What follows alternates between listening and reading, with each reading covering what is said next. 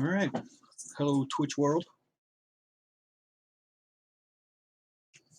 I don't know if anybody's going to be joining in today, but I've been feeling a bit off. It's been a hard couple weeks, and I haven't been able to do much coloring, trying to get the Kickstarter uh, done and ready to go, which, good news, it's been approved. So that will be launching next Monday, and really looking forward to that. And no, it's been a rough few days, and I really just kind of want to dive in and do some coloring. And this page has been a little long in the process. You know, the last two Tuesday night Twitch streams, I've been working on this page, and I just kind of want to get lost in some colors. You know, we got this cool alien world, and trying to find a little better view of this. You know, I just want to get back into this alien world, do it up, have a little bit of fun. So, I mean, if people join, that's awesome. I look forward to it. If you don't join, I don't know that I'll be saying too much, but you can watch along and you know just see how it does. It's kind of we're going into this alien world, alien landscape, so things aren't really going to be normal colors. You know, they've got all these weird, cool looking type of flora and stuff going on. So you know, it's just going to be a little bit of trial and error and try and get it knocked out. But I think I will go ahead and do his throne here because that's the constant running through this page when everything else is changing, even including Sass. You know, he's growing older, getting grayer. You know, I want to this seat, this forest throne is going to be the constant through the file, through the page, not file, through the page, and help keep the viewership grounded. So I think I'm just going to go ahead and knock this out because there's not really any question in this, and this will kind of be my warm up because I know what I'm doing here. I don't really have to think too hard, which is kind of why I'm really trying to do some coloring right now. I've been stressed, got a lot going on, so I just kind of want to turn my brain off a little bit and just get into this. So for those of you watching later, I'm not going to be super interactive probably until maybe somebody else jumps on. Turn on a little bit. Last time Tuesday night, my buddy Inca joined the stream and told me about stream beats on Twitch or Spotify. So get some different music, and I sampled a little bit of it. It's gonna be pretty good. So I'm gonna turn that on as well as the other stuff I don't particularly care about, and just let it go. Get some coloring. See somebody's up in the chat. How you doing? I you know, give me a holler if you're there. Let me know what you think.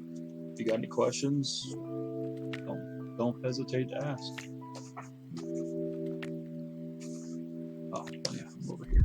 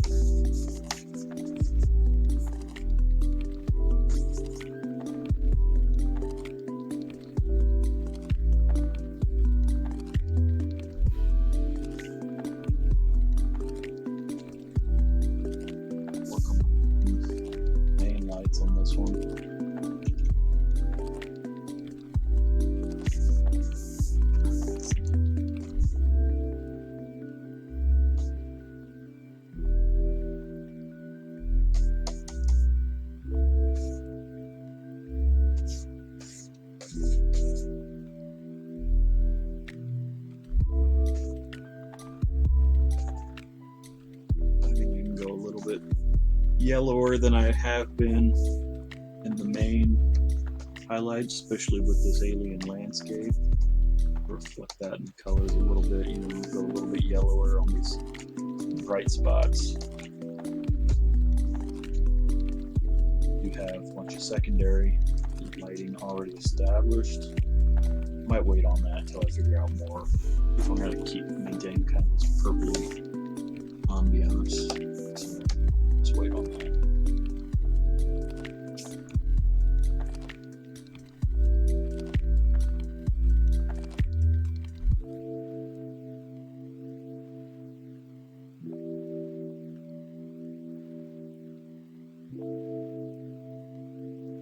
See, I wonder if you guys can hear that, because I was just on the phone with my buddy, and my baby girl's downstairs having a blast with mom, and she's screaming, and he heard her on the phone. We were talking. He heard her on the phone all the way upstairs and the other side of the house. He heard her scream, and she just did it again. And I have no idea whether or not you guys can hear it.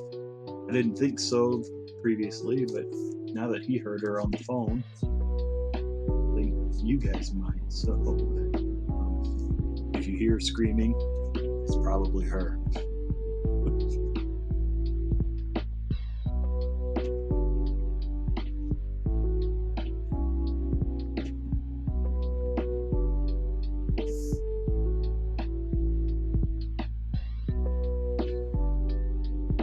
Thanks to Inca for turning me on to this stream channel for music. I already like it better than most of the other stuff that was being played, so that's good.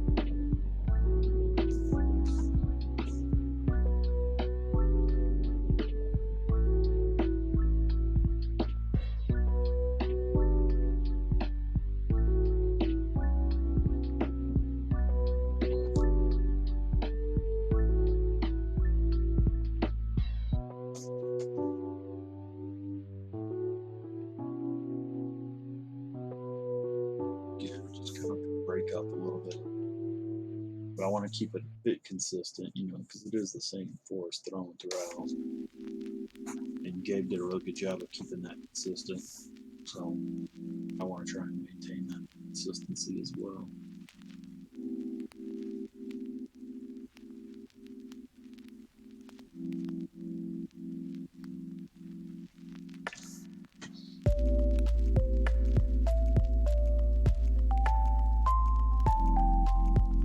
Wonder if he actually copied the throne and drew over it with Sas, because the throne is super consistent, which is really pretty much impossible to do. So that's cool. That's the benefits of digital, man. When you can do stuff like that and just make it work for you, reduce the amount of work you have to do, but still keep it look good. That's what I think he did. He may not have, and just was super meticulous, but I think Gabe's probably pretty smart.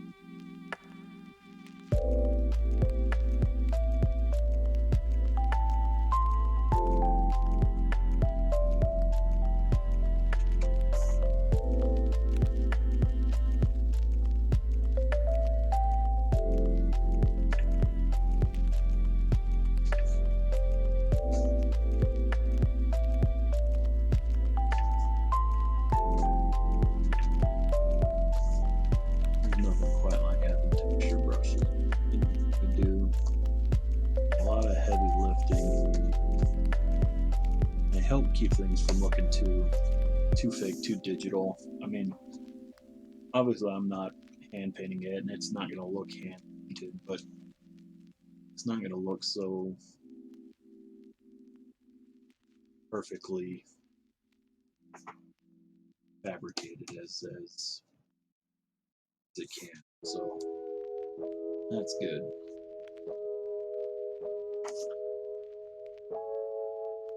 Texture brushes are very much a work smarter, not harder tool.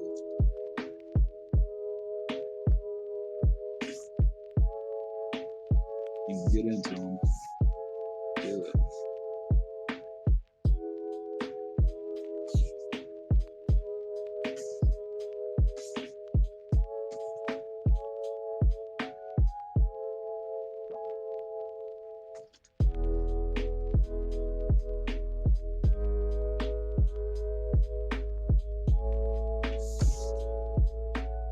See, I'm making some of these just a little bit greener, and you can, or like just leaves.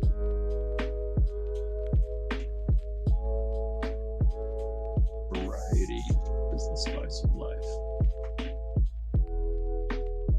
And this comes from somebody who's fairly routine.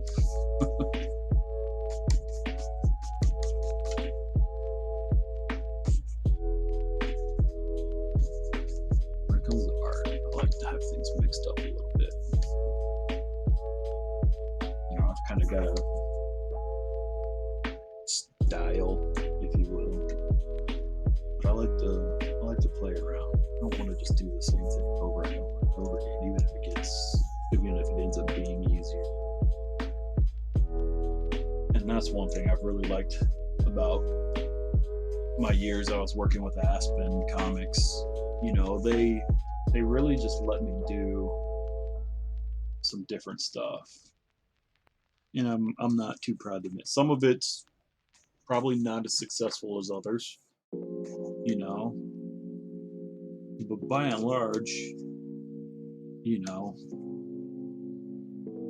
my time, the projects I've done with them taught me quite a bit. Just in, even when I was trying to go simpler, I learned a lot in just trying what does and doesn't work with trying to simplify pages and artwork. So very, very grateful for the latitude that they gave me. You know, and I also apologize that I took some of that latitude, and maybe a little bit for granted at times, because you know, there's a couple projects I think I might have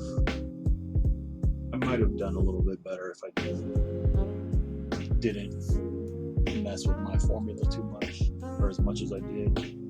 If I didn't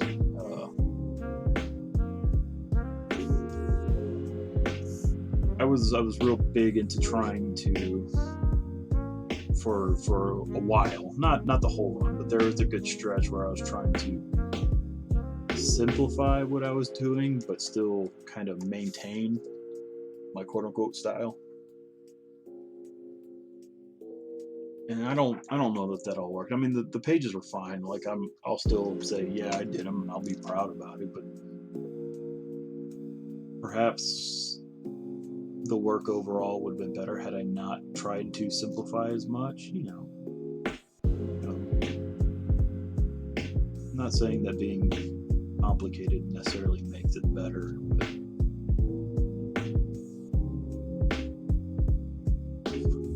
you know, there was just, at the time I was being pulled in too many directions when I started my comic company, Guardian of Night Comics. I was trying to get that off the ground, as working as editor-in-chief, plus writing, coordinating all the different talent, but I was still needing to do freelance work, and I did reduce the amount of freelance work I did, but I had to also keep doing it because the freelance work was still mostly paying my bills. But in that time doing Guardian Night, we're also working for Alamo City Comic Con and getting that going off the ground. Hey, Wendy here from Science I Versus. admit I Our spread show myself takes a on the little too messy thin. world of news and internet fights to find out And what's real, what's not, and what's somewhere in between. And this season, Science that Versus was is all educational, about you the know. coronavirus. I We're learned asking questions like, how many some people who do's and get this don'ts during virus that. never feel sick? I've never had symptoms. No symptoms at all. So, Weird. Very. Tap now to listen on Spotify. one of those things, like, Thanks for there's listening to definitely Spotify. several No, things really. that happened during that time You I could would have have done listened to the differently. radio. You could have spun some vinyl. You could have played a cassette tape. But all You in could have all, listened to an 8-track tape. the books If we you knew what an created 8-track there, I'm tape so looked like. proud of. But you listened to Spotify. Thanks for that. And you still have hundreds more playlists to enjoy. A lot of stuff that we did accomplish that I wouldn't change. You know, did a good job in a lot of aspects, but at the end of the day, there was too much to do and spread too thin, and the person we were working with, his solution to most things was to create more work, like starting a new business, which at the end just created more work and more things to do and get in the way, and less focus on what we needed to do. That's a disservice to the jobs at hand and everything we're trying to accomplish. So I mean, definitely things I would have done differently. I mean, I don't particularly regret doing any of it because it actually managed to lead to actually finally being able to do this book, because through that company ended up meeting Gabe, who drew this. So, you know, that was very fortunate and fortuitous. So, you know, without all that, the stress and headaches and fun and all that it was, I probably wouldn't be doing this page right now. So, you know, that's good.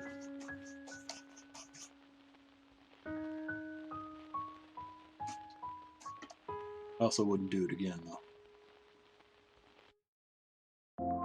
At least not with specific people. Some people, yes, absolutely, in a heartbeat. Some people, no.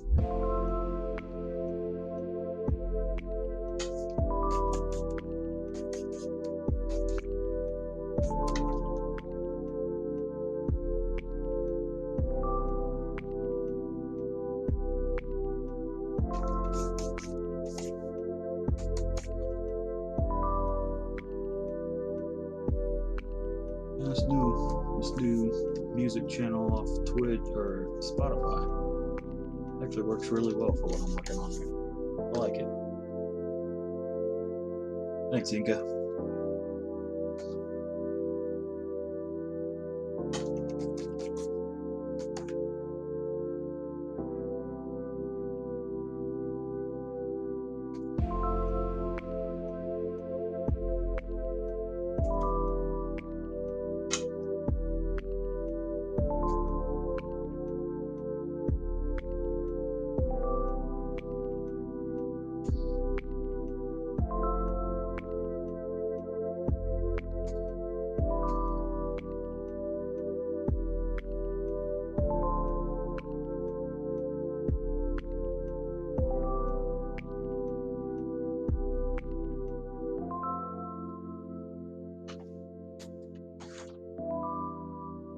Trying to get a good transition in his coloring. I want his coloring, you know, as he ages through these panels, I want him to get a little more gray, but I don't want to go too gray too quick, but not.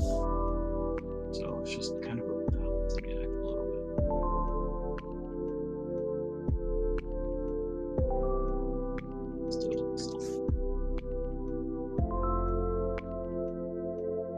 since he's already got the white, you know, in his mustache and beard and stuff, I'm trying to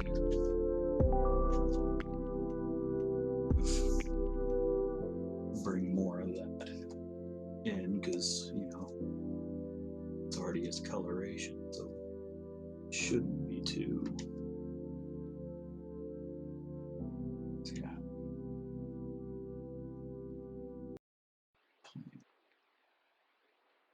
Bring more of the white here.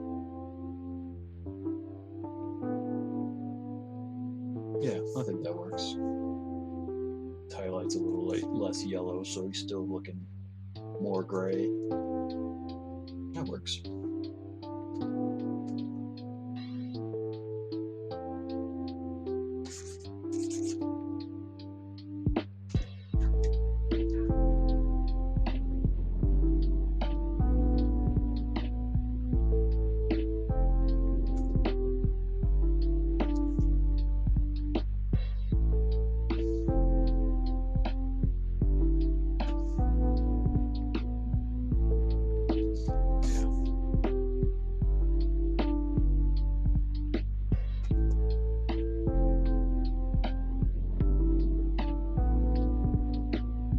That's his eyebrow. Kind of wacky right there. That's interesting.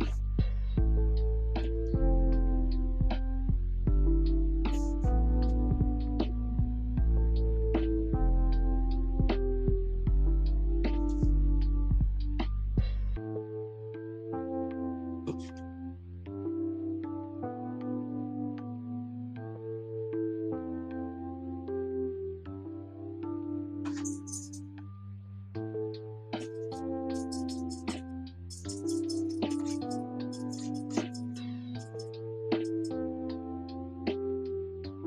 And bring in a little more of that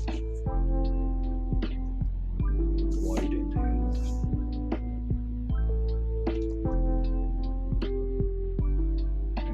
his secondary on there. Okay.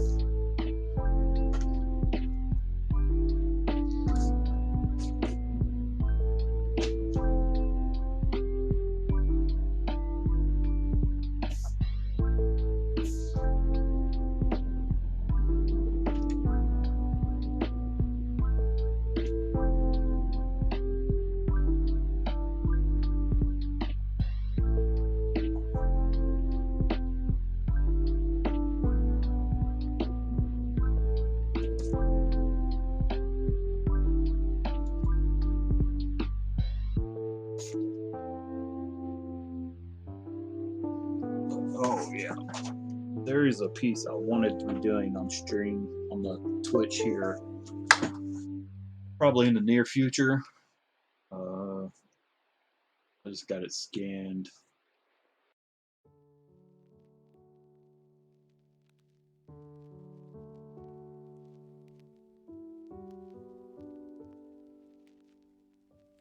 Yeah, this Fantastic Four piece.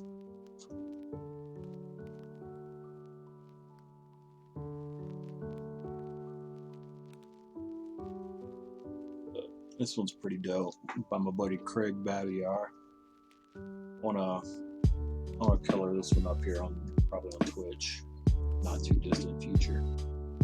So who knows, man? Maybe that'll help bring some more people in since they'll be more recognizable characters. Hope so, but that's not today.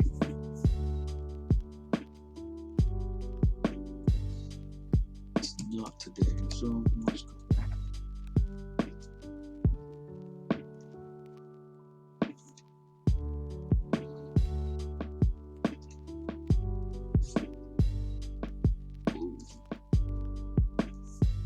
Old Man Sasquatch. Who needs Old Man Logan? We got Old Man Sasquatch.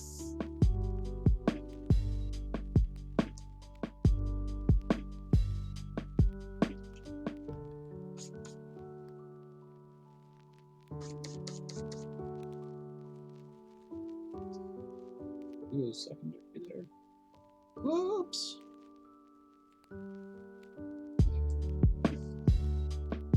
Dang, I wasn't paying attention to my own work.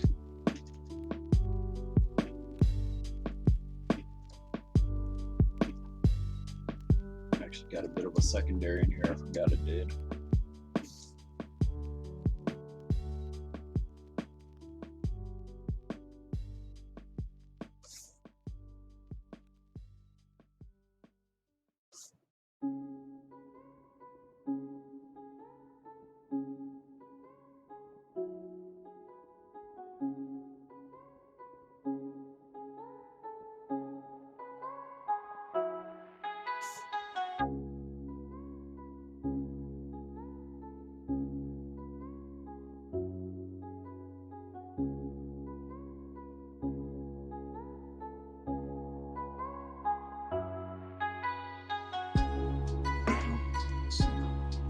It's on screen. I don't want it to be on screen.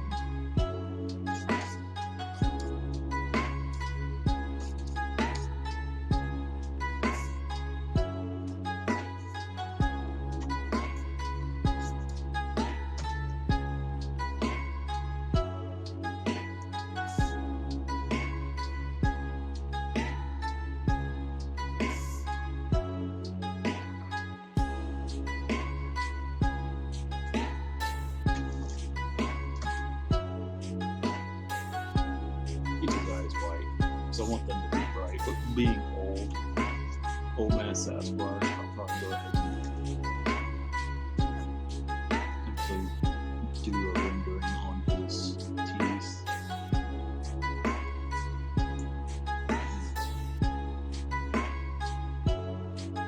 The highlights will be white.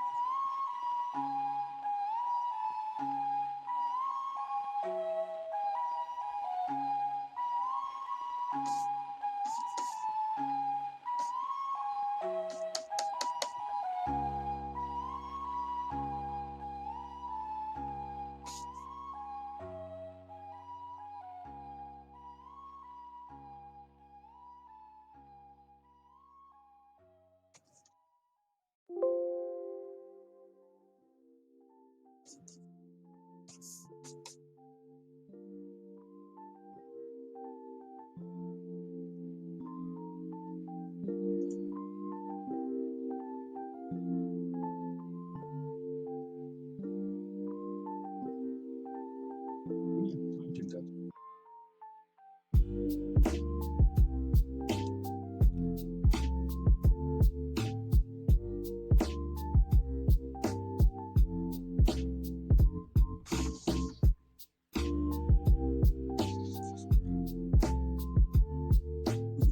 Now, I don't remember what exactly is being said, but in the script there is a voice coming from off panel, so you see his eyes are looking that direction. So my goal is to kind of lead your attention like into the turn of the page. So you come down in here and you'll have the text below page turn. So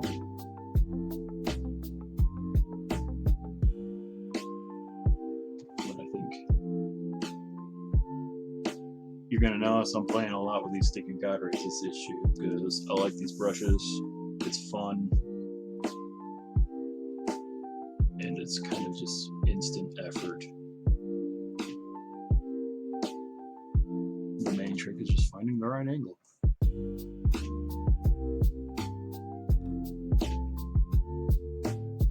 don't want to go too much, but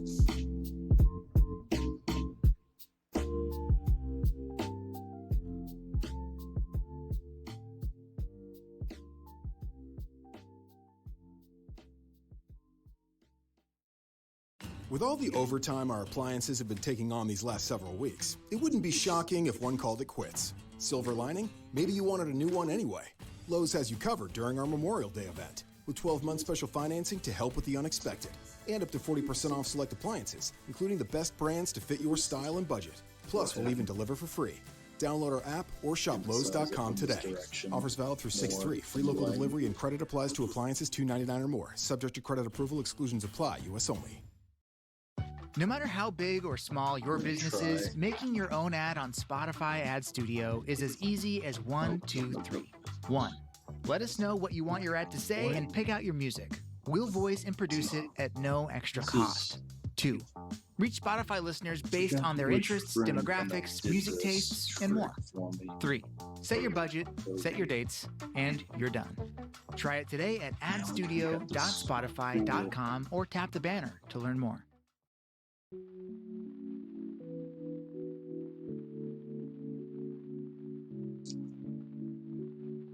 That makes the highlights glow a little bit.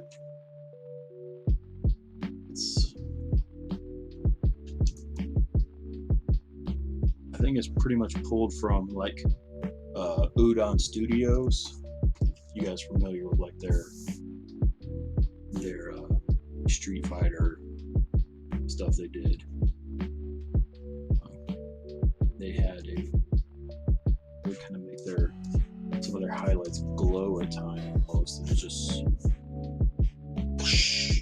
really kind of poppy and radio. It sets their stuff apart a bit. I don't do that too often. I do. Hey man, how you doing? I didn't see you join. Glad you're here. Gavin, hey, thank you, man. I appreciate you. I'm glad you like the stuff with She. That's been a lot of fun to work on. Billy's a great dude. I love doing his She stuff. I'm more than happy with that. I appreciate you dropping in. Sorry I didn't catch those sooner. I was kind of in the zone a bit.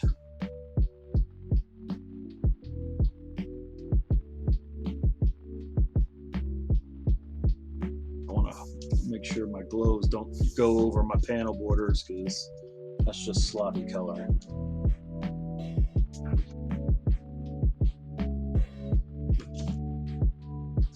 How are you doing today, Gavin? I hope you're doing well, man.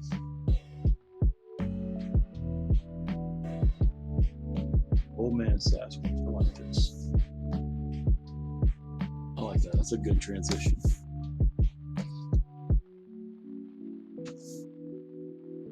All things considered, you mean like the coronavirus stuff? Yeah, we're good. It's been a rough couple of weeks, but I'm doing all right. Haven't gotten the color nearly as much as I wanted to, so I'm glad to finally take some time and do this here.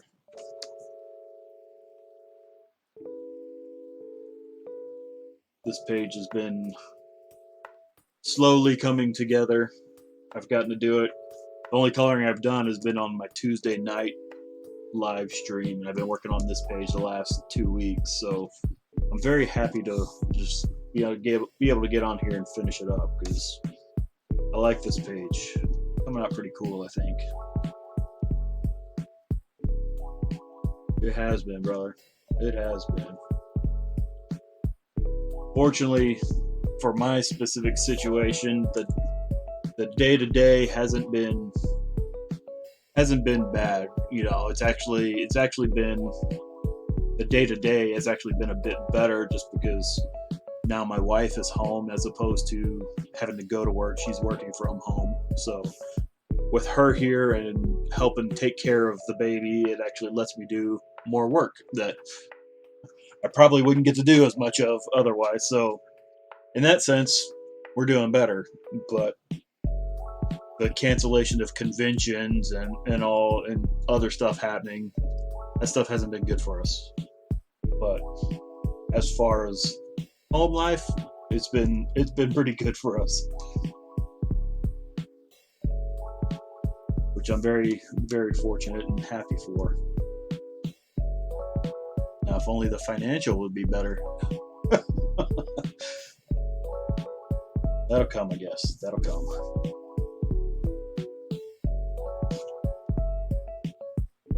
I don't really know what to do with these pod things.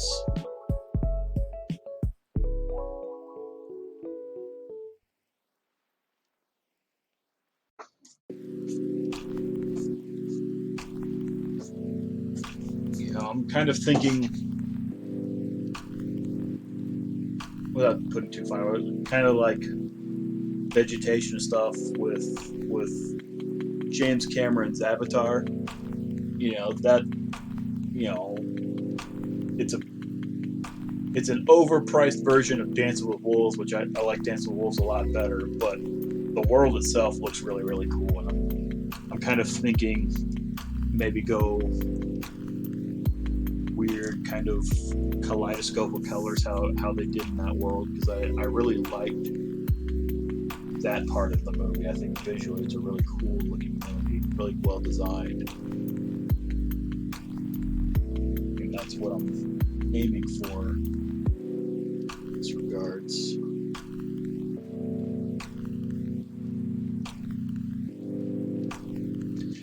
If you end up having any questions, Eric or Gavin, Eric, let me know, man. I'm happy to answer anything you want to know or any topics you want to discuss.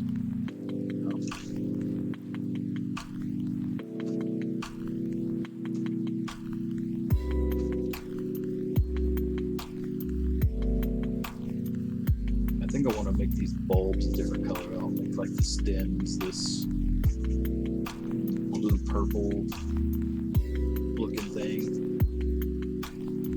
Or maybe I'll make the bulbs a little more luminescent.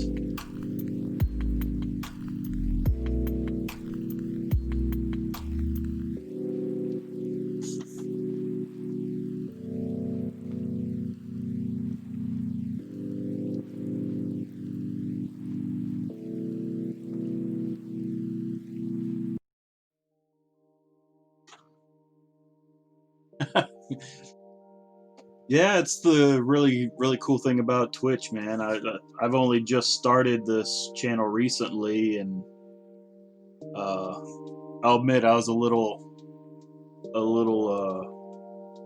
resistant to the idea at first, but once I actually started doing it and trying it, it's been pretty cool, man. It's been an interesting learning experience. I haven't, this isn't really something I've done much of. I haven't done a whole lot in the way of, I've done a few, very few podcasts or interviews and stuff here and there. So, I mean, I exist in my own little bubble, man. I don't have interactions with the world outside of like my circle of family and friends. So this is new. Here for feedback or sub money or just, well, I figure it'll be a long time before I earn any money off it. If I do, that's awesome. I'm not going to say no to making money. But feedback's great, interaction's great. I figure since I'm working on my creator-owned comic, this is a good way for people to watch it come to life. And since I'm doing Kickstarters and stuff like that. How you doing, Nordic Forge? Glad you're here, buddy. Since I do Kickstarters and stuff, I figure this is a really, really good way to let people know where their money's going. They know the project's going to get done. I'm not hiding off, taking the money and hiding somewhere. Like you can come find me every Tuesday and any other time during the week whenever I have time to come in and do that, to do the actual stream, and you can see it come to life and you can talk to me directly like you are. I think that's freaking brilliant, man.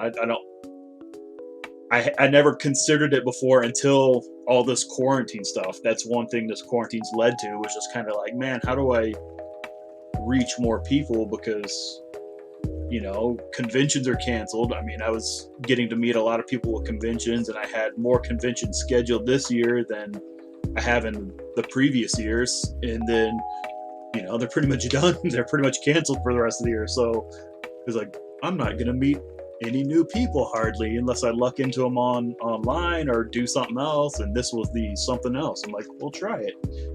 And with the Twitch Studio, they created their own app to build this. Like, I just started looking into it. Within 10 minutes, I was live streaming. I was like, oh crap, this is super easy.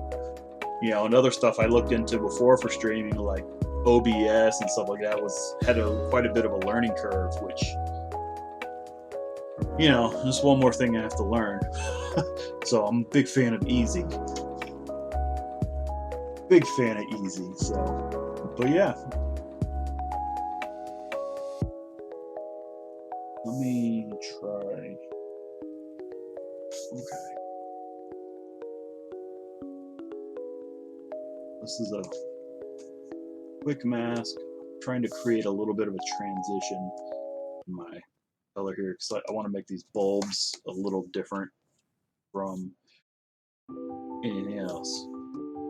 And Nordic Ford, glad you're here, buddy. If you got any questions, want to know anything or about coloring or just comics or whatever I do, just hit me in the chat, bro. I'm more than happy to talk about anything you want to talk about.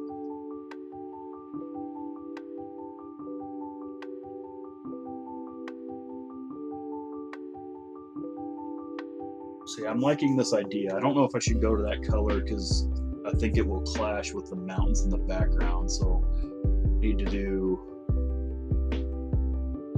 something else.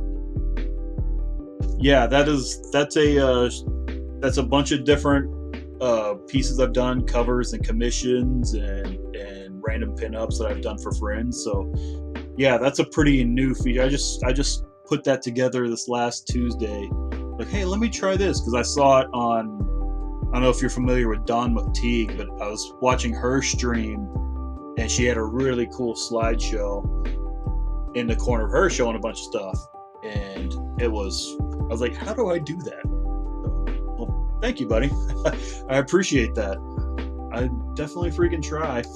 You know, all those in the corner, that's all stuff I color. I'm mostly known as a colorist, but I do a bit of drawing. I don't publish comics of my drawing just because people are a lot better than I am.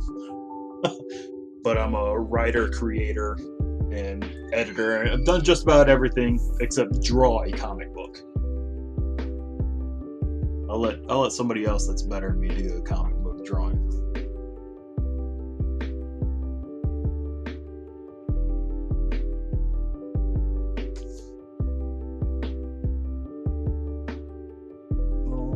Let me go.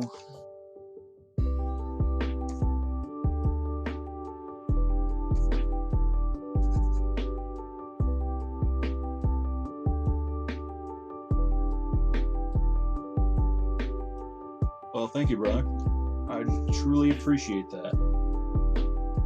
I certainly do my best.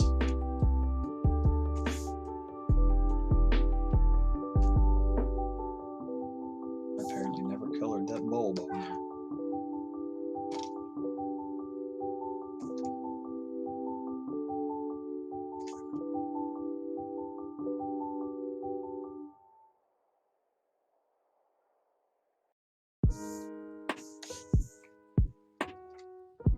But we're working on an alien world here. This was for my creator-owned comic, Savage Sasquanaut. And basically what's happening in this page, Sasquanaut is glad to be back home, back on Earth, because the story's about Bigfoot in space. So here, we've got him here on Earth, like, oh man, I'm happy to be here. This is fantastic. You know, time goes on. He's like settled in, getting a little bored.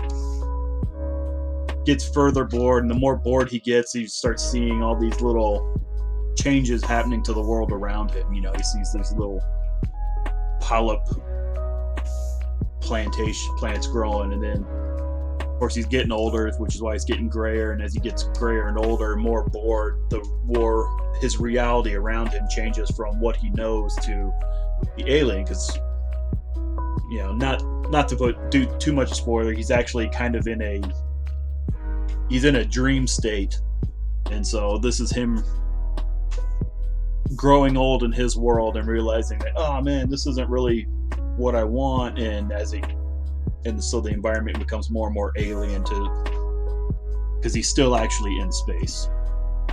So I don't think that's too much of a spoiler, because that's actually kind of the description of the issue itself. This issue is from issue 4 that I'm working on currently, and I will actually be putting issue 3 live on Kickstarter next week, Tuesday, and I'll probably be launching an Indiegogo right around the same time, if not after that. I still got some graphics I need to make for Indiegogo, but I got really tired of doing all that kind of stuff, and I just want to get back to coloring. So I decided to come back live and finish this page because it's more fun than making graphics for Kickstarter and Indiegogo.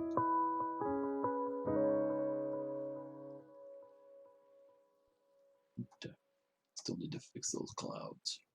Capital One knows life doesn't alert you about your credit card. Those clouds. Dad, stop Graham Street. And Brian in the khaki shorts. Your free trial to Movie Plus ends tomorrow, so you may be charged. Want to continue or cancel? Stand clear of the closing doors. So, meet Eno, Capital One's assistant. Eno looks out for charges that might surprise you and helps you fix them. Eno. Another way Capital One is watching out for your money when you're not.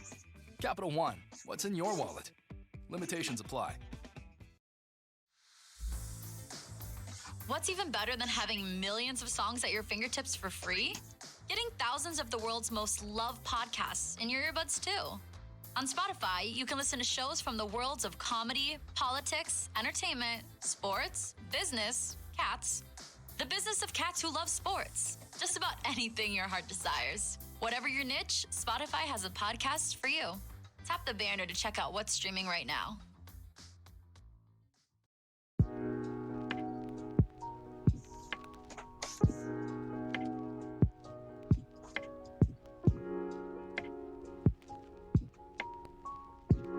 This has been a particularly challenging page just because every panel is so different. Usually most pages will happen all in the same scene. So even if it's a new scene, within the first panel or two, you'll kind of get your color scheme set up for the page. But anytime you have a scene transition, which is every single panel on this page, that takes a little more time because you have to actually figure out the colors for each panel differently. You can't just do it once and maybe replicate it. So this page is taking a little bit longer. The first couple pages, this is page 4.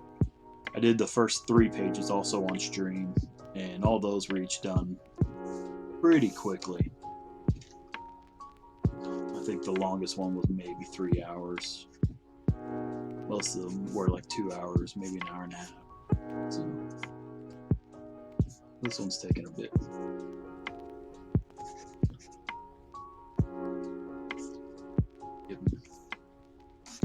Trying to Bob Ross a little bit here and get a little bit of secondary coloring to this.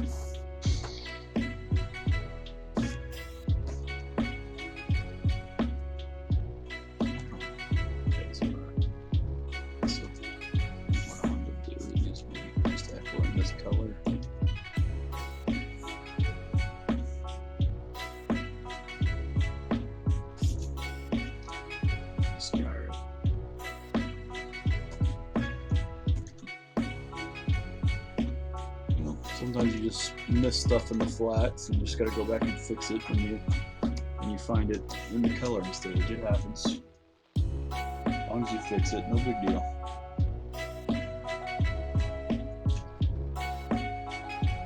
Maybe I'll do these things orange, just give it a little more.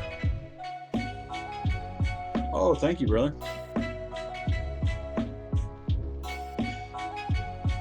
Yeah, man, the second one was a tough one. The second one was a hard fight, but it came through like it right at the down to the wire. So I was really glad about that. And so it's given me quite a bit of hope for this new one. I'm hoping this one will be the biggest number, not just financially, but bigger number of backers. Just because the more people who read my book, the better off. And that's what this is really all about. Money's great, but if I don't have people reading the book, that's less great. So my big thing is trying to get people involved and read the book.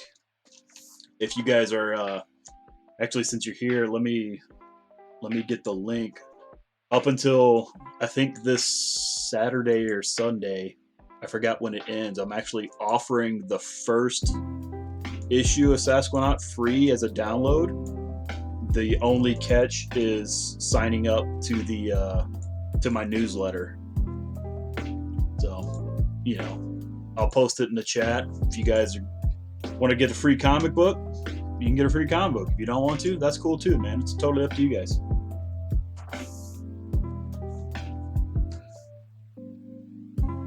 But the goal is, I get people to read issue 1. Maybe they'll want to come buy issues 2 and 3. Or buy a physical copy of 1, 2, and 3. Either way you slice it. Billy was really good. Actually, with all the backers Billy had, I actually offered issue 1 to all his backers as well. So, and out of his like 2,600 backers, I think so far I've had about 250 people jump on, so maybe about 10%. And I think he's actually gonna give me another shout out here with one of his next upcoming things. He's gonna send out the link again and offer it once more, and then also let people know that the campaign's running. So hopefully that'll help, man, because Billy's a heck of a talent, heck of a friend, and he's willing to help me out. So I'm gonna take advantage of that. Yeah, and it definitely. I mean, I'm sure people missed it at some point because that was back in. It was before all this COVID stuff. I want to say probably maybe January or February. It was right before all that stuff. So, but yeah, I mean, it's as much stuff as he's got going on. I'm sure it's really easy to miss. So I'm really grateful that he's done that in the first place, and that he's going to give me another shot here. And at the end of the day, it's just one more cool thing for all his backers. So I mean, they can't get mad at that because it's more awesome free content. It's a win-win-win in my book.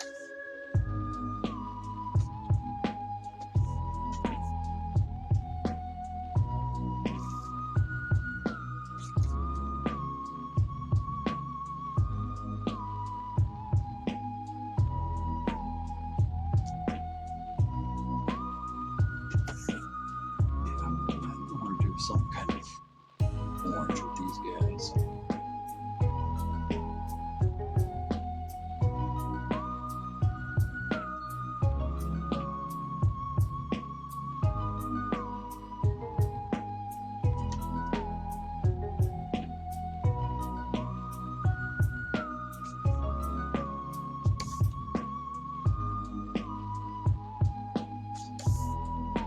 But probably, I don't know if you were in already at that point, because I wasn't paying attention too well at the beginning. But I got this fantastic 4-piece I'm gonna end up coloring up here on Twitch at some point in the very near future. So this is by my buddy, creative partner Craig Babiar.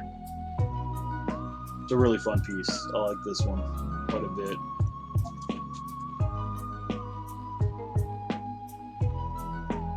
Yeah, Billy's been Billy's been amazing to me, man. He's been super generous, and I haven't watched all the crowdfunding comics channel, but I've watched most of them, you know, because I'm into crowdfunding now, and you know, trying to learn what I can as well. But yeah, I've noticed him mention me quite a bit, man, and it's been, you know, that's been awesome. I mean, I love making comics, but one truly harsh reality of comics is it's not a terribly loyal business, if that makes sense. Like, it's very much, what have you done for me lately? So, at least in my experience. So it's like, unless you're doing something for somebody at that moment, they don't often reciprocate or do great things for you. But Billy's always been one of those dudes that has been in my corner since we met, and I greatly appreciate that, because he's one of like the 2 or 3 I can say I can count on in that regard. So I mean, when it comes to Billy, I'll do anything for that dude, you know, because he's just been consistently cool. I mean, it's not that people in comics are bad, you know. I don't believe that. It's just very, very self-motivated, self-centric, you know, kind of to a, you know, that's not trying to bag on comics. It's just really not. I don't know how to say that without making it sound like, hey, we're all douche. Because I mean, I guarantee you, I've done it in the past as well. So I mean, I can't say I am unguilty. I'm sure I've probably done it at some point. I don't know if I can name something specifically, but you know, you're just so involved. Most times, most folks, you're just so involved in everything you've got, because you're so busy trying to meet deadlines. And while you're trying to meet deadlines, you're trying to make sure your business is going. And while part of that is also making sure the next job is always lined. So there's so many moving parts always that you don't often think about other people unless you're currently involved with them. So, and even, you know, when Billy's been focusing on She at the moment, getting it wrapped up, and you know, so we haven't had quite as much interaction over the last few months, just because he's been busy. But man, he's been, you know, he'll still write me and check in, and I'll write with him, see how he's doing, you know. And that's not something that goes along with most everybody else in comics. So I mean, that's great, man. I love that, man. I truly do. Dude, Polito's the king. I mean, Palmiotti really started it all, but Polito's kind of has solidified it into an awesome empire. Like, I am awe-inspired by that guy. And I think he's got another one that either went live today or going live real soon.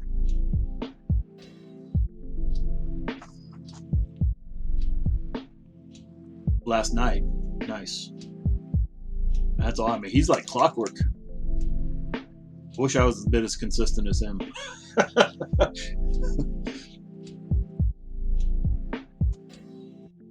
I was actually hoping to launch my issue 3 campaign back in February, and that did not happen. And then I was going to do it in March, just because that was when I was going to be more ready to do it. And then, of course, we had all this COVID stuff happen, and it's like, well, Hey, let Wendy me here wait a from little Science bit. Versus. So Our show I put it takes off on a the little bit messy world longer. of news But and internet fights I think to now's a find good out time what's to do real, it. what's not, You know, and what's somewhere things in aren't between. quite back And to this normal, season, but Science they're Versus more is all normal. about the coronavirus. Plus, We're people got finding out stimulus stuff like, checks in, so I'm do hoping we they might really give me a need little to bit. disinfect everything? If I'm gonna put my mouth on it, I want to wipe it. That's just like a good life lesson, I feel like. But yeah, man. Tap now to listen on Spotify. Polito, that dude's an inspiration, I think, to all of us at this point. Anybody that's doing crowdfunding comics, like, that's like, what does he do and how do I do that? You know, that's a good person to watch. I backed one of his campaigns. He does them so regularly, it's probably been 3 or 4 back now. Just so I could see the way it works, you know, the way he posts and updates and everything, just to get a more of an inside look. And the dude's got it down. He's a performer, you know. He's very charismatic, and that goes a long way. My Kickstarter videos and other videos I make, I am not that. I recognize my limitation, but actually I will say Twitch has been a bit helpful in that regard, because the latest Kickstarter that'll be kicking off, I like that video the best. It's still not amazing. It's not Brian Polito, because that dude's just awesome, but it's better. So I'm hoping another benefit of doing Twitch will be just to help me be better in other avenues. But yeah, he's definitely a marketing machine, man. That guy's the king. That guy's the king. I don't know how he does it all. Personally, I know he's got staff, but he does a lot himself too. So, you know,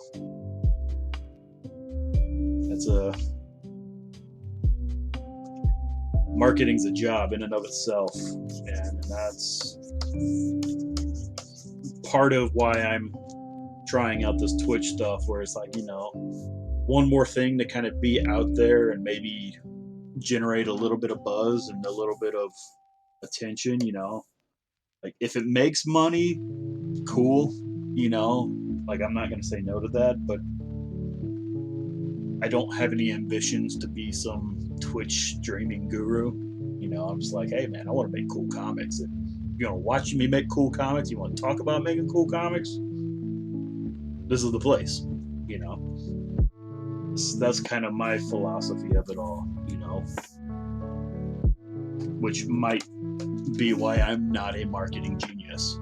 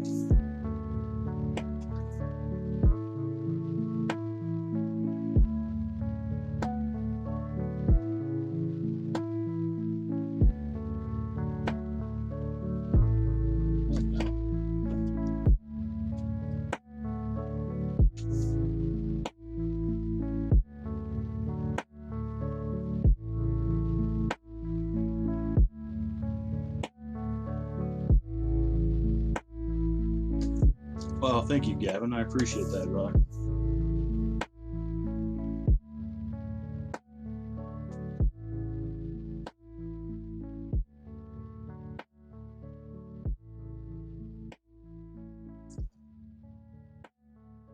I will say the world has definitely changed than when I first started making comics. And when I first started, it was definitely an environment where you could just let the work speak for yourself, and then that would bring people to you. It was right before social media kind of blew up and everything. You know, it's very early 2000s. 2002 is when I started. So it was a bit different.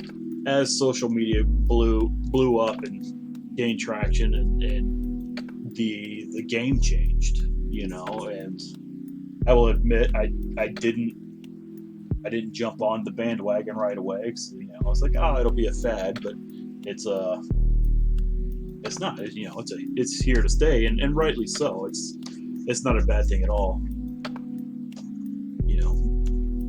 But it's another avenue where, you know, fairly the comics community as a whole is still fairly introverted, myself included. So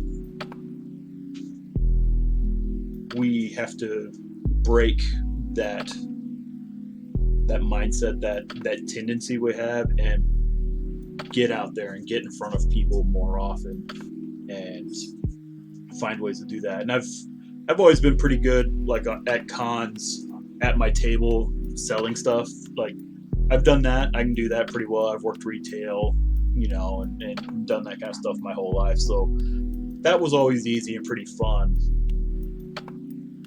But the rest of the marketing is a little more challenging, and I'll admit I was pretty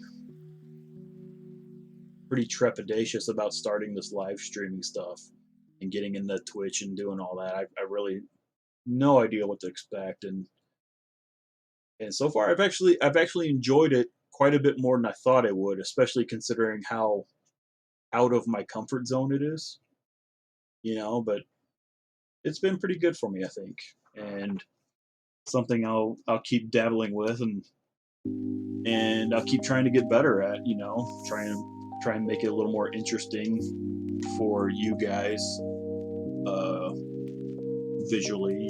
As each week, try and just figure out different things here to improve it, like adding in the scroll of different artwork, and I try to have a different page to color each time, but like I said, this one's taken a little bit longer, and I haven't colored nearly as much as I would like to lately. So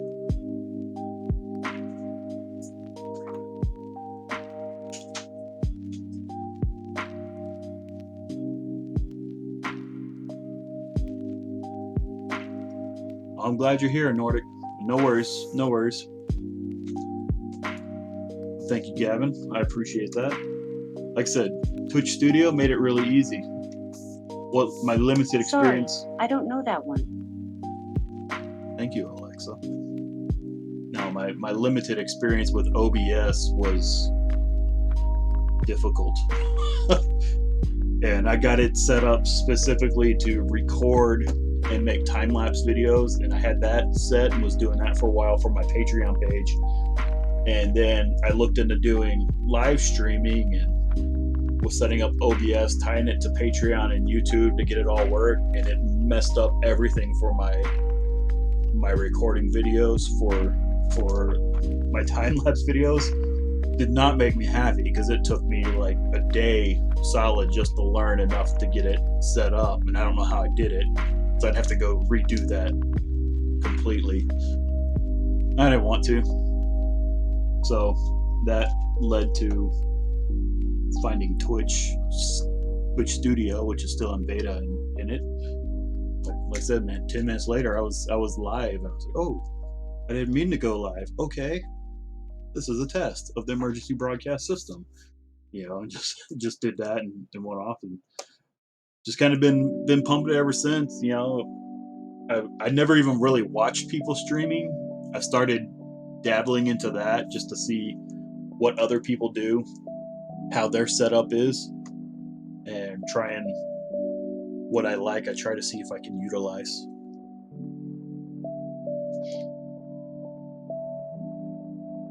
I don't know what this big tube vein intestine looking thing is.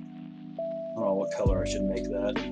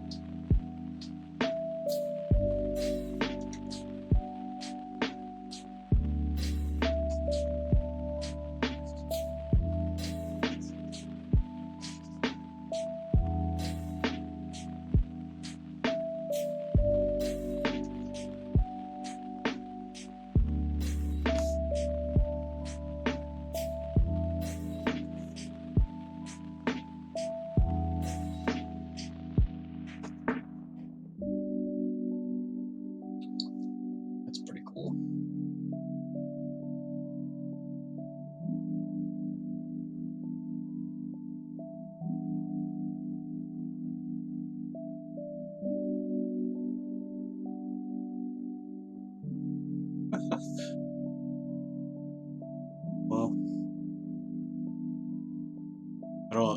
I'm sure I could probably figure out a way to make it bigger somehow. Maybe not while I'm streaming, but that might be something to look into.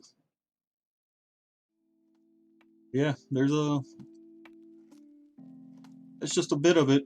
There's a lot of work out there. But yeah, those are some of my favorite ones from the last couple years. Just on the covers and pinup side.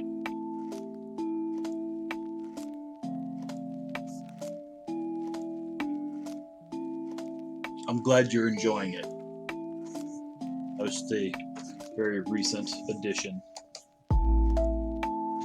I do have. Okay, I'll post that there just so you can. Instagram is Flow258, and I will. Let me get the links for the.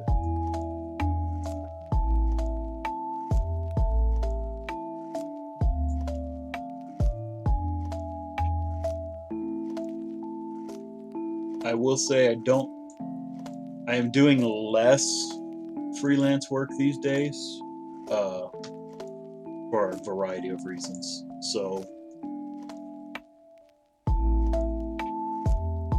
but I do have those pages still. Most of them are focusing on my own creation, Savage Sasquanaut, right now, because that's what I'm promoting. Hopefully, making that stick more than trying to get everybody else's project to stick. But yeah, those are, and then Twitter is on Twitter, which I don't use very often. I'll be honest, I don't. But just like this page named Sasquanaut, that's my Twitter handle as well.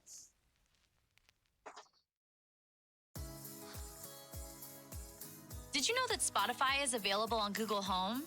Now you can ask I your really need favorite to be little better speaker to turn across itself the into a board big old about dance party just by using your voice. posting. I really it's do. like having a personal I DJ realize on this. call. Ask Google to play your favorite playlist, And I always give say, some love to your I'm favorite going to new do better. song, I'm going to post and stuff. turn up the And volume then of I your favorite forget while podcast. doing Tap something the banner else. to get started So, with Google Home. it's one of those things. I don't intend to suck at it, but I kind of do. By all means, brother, go for it.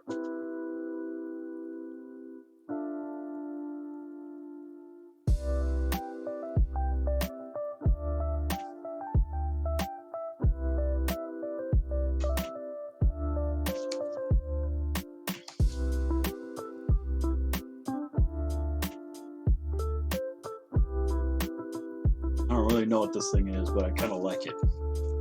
I think it looks pretty cool.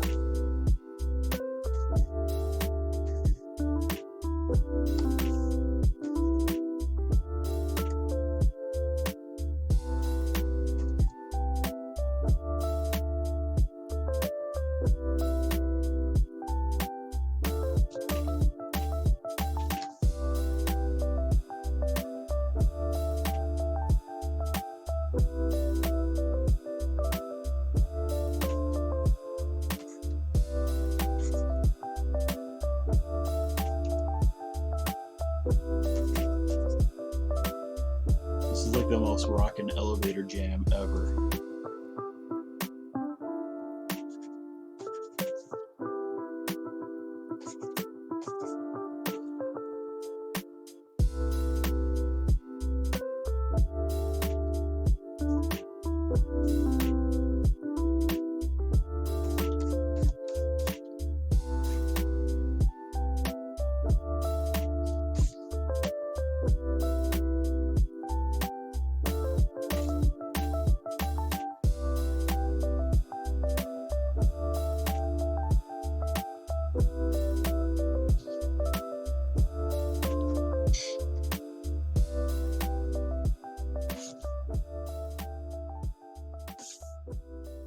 Okay, I do want to get rid of these lines for clouds. I do not like these clouds.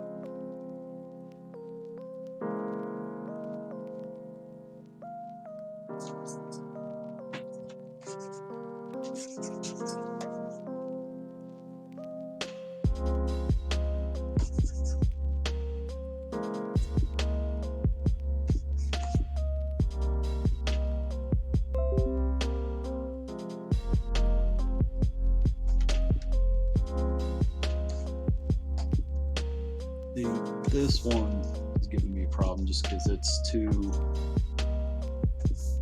blending with the other ones. I think I'm going to do a little more.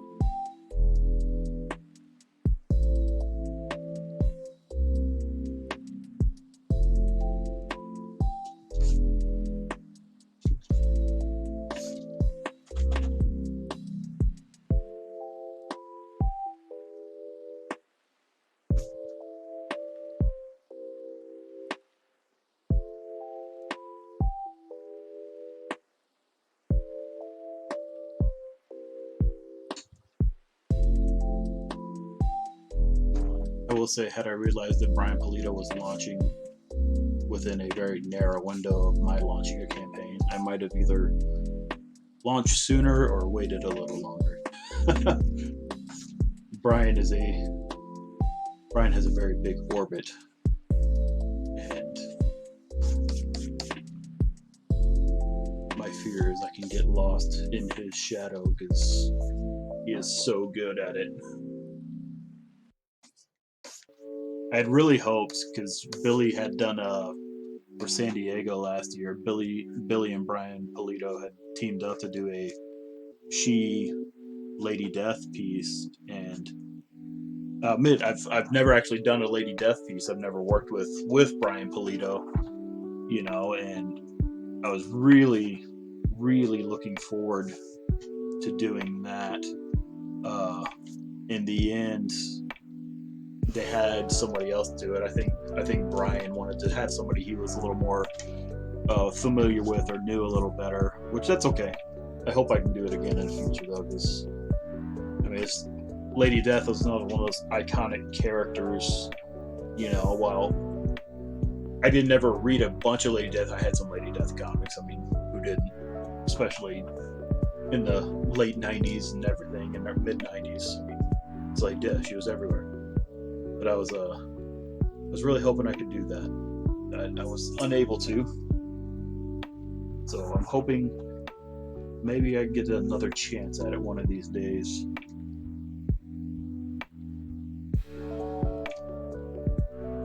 Okay, I think I want to go in and add a little bit more of this smoke got going on.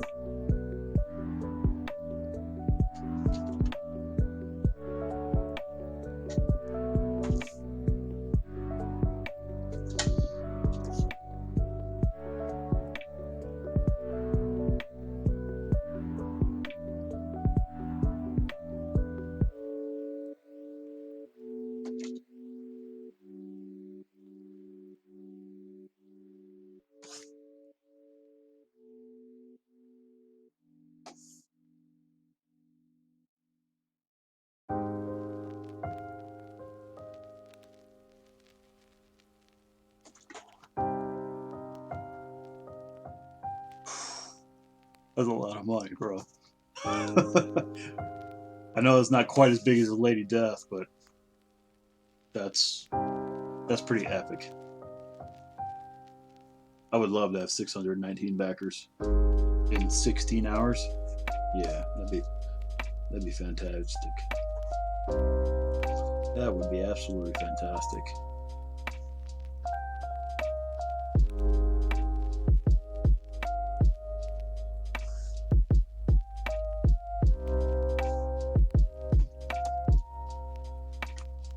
One day, right? One day that'll happen.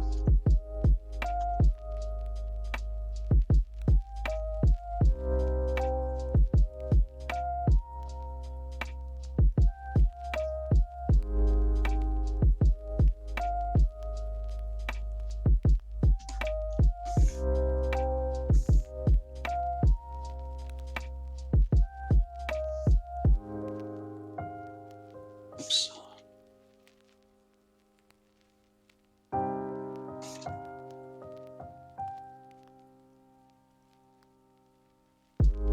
Okay. My goal here is I want to push that element further back to help separate the fields from foreground and background. So I've already established kind of this purpley haze, pinkish haze coming in the previous panel. So I am going to continue that. It'll help tie the story elements together, because you realize that this is the same place, but it's shifting. You know, the world is changing around him as he gets older. So having these common elements between panels will hopefully help people tie them together. Let's see, and I want to go a little less glow, a little thicker.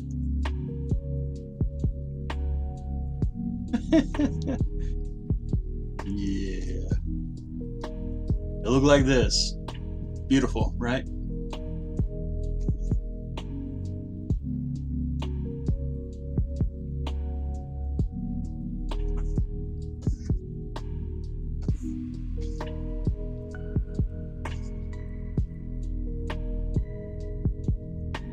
Yeah, everybody's a critic.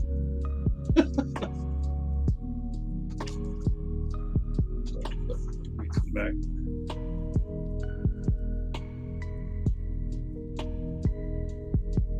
Okay, but I do still need to go bring my clouds back into that panel since I deleted the lines. Want to, let's see, let me see here. I might see if any of my, move that over here. I have elements that I use that I can sometimes paste in, sometimes I can paint new ones, sometimes I have brushes that I can use. But I think I want to try and use, you know, my actual cloud elements first this time, just because it might work. I think it will. If I can find the file. My goodness.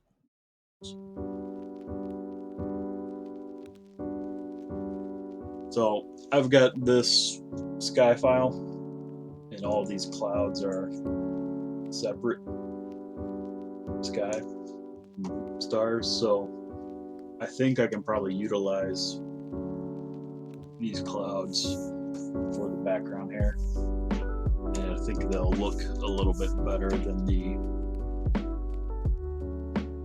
actual lines that were drawn.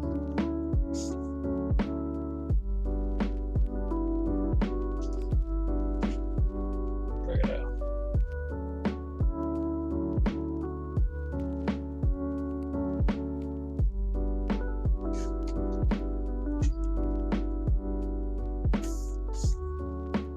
Blur them out a little bit. It's probably a little too big a cloud.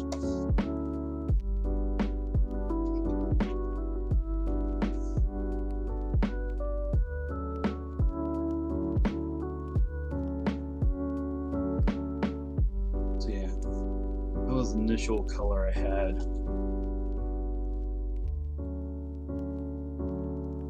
I don't think that color works anymore with what I did with the background, with the elements in the background. So I need to find something else.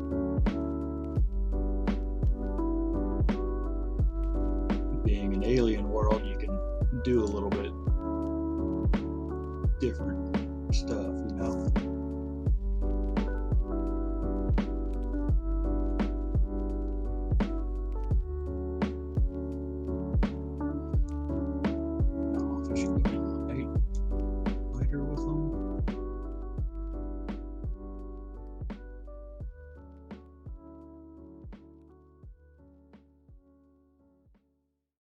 Jay Farner here, CEO of Rocket Mortgage. Making the right financial decisions has never been more important. When you turn to Rocket Mortgage, we can help guide you to those right decisions now, when they matter most. Mortgage rates are near historic lows, so now is a great time to call 8338-ROCKET. And if you need some extra money, a cash-out refinance could give you that financial boost you're looking for. Call today at 8338-ROCKET or go to rocketmortgage.com to learn more. Call for cost information and conditions. Equal housing lender. Licensed in all 50 states. NMLS number 3030. Hi, I'm Mike, and I know firsthand how hard it can be to change the way you drink. So I created Monument, an online treatment platform for those looking to change their relationship with alcohol. Whether you're looking to cut back or stop altogether, we can help you get there. Learn more at joinmonument.com.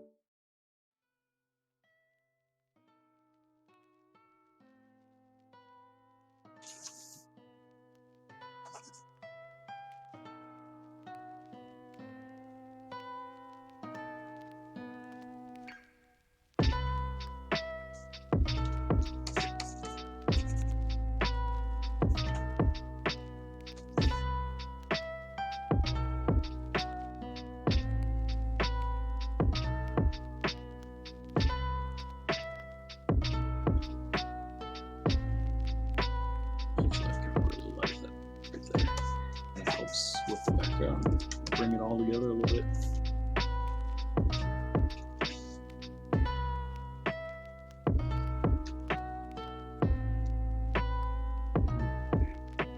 That can go away.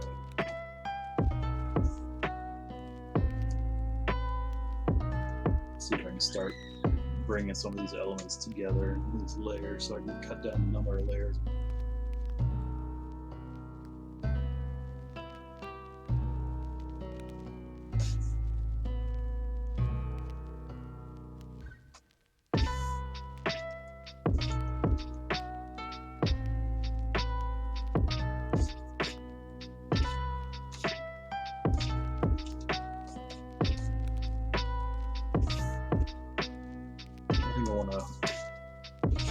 Maybe do a couple more color holds through here.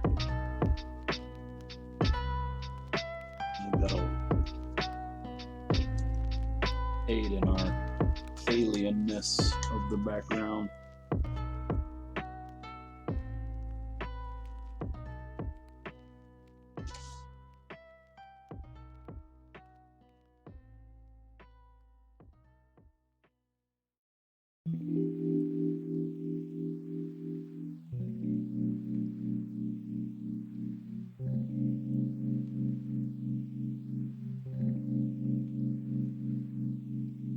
Trick when doing a color hold, you can't go too light with them, otherwise they blend in with the actual colors. I still want the lines to be evident. You go too dark, then you can't actually see that they're a color.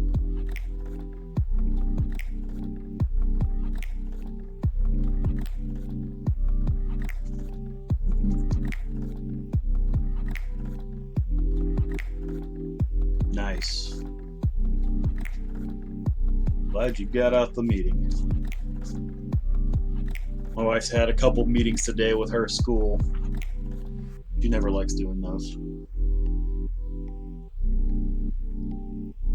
Yeah, no worries, Nordic Forge.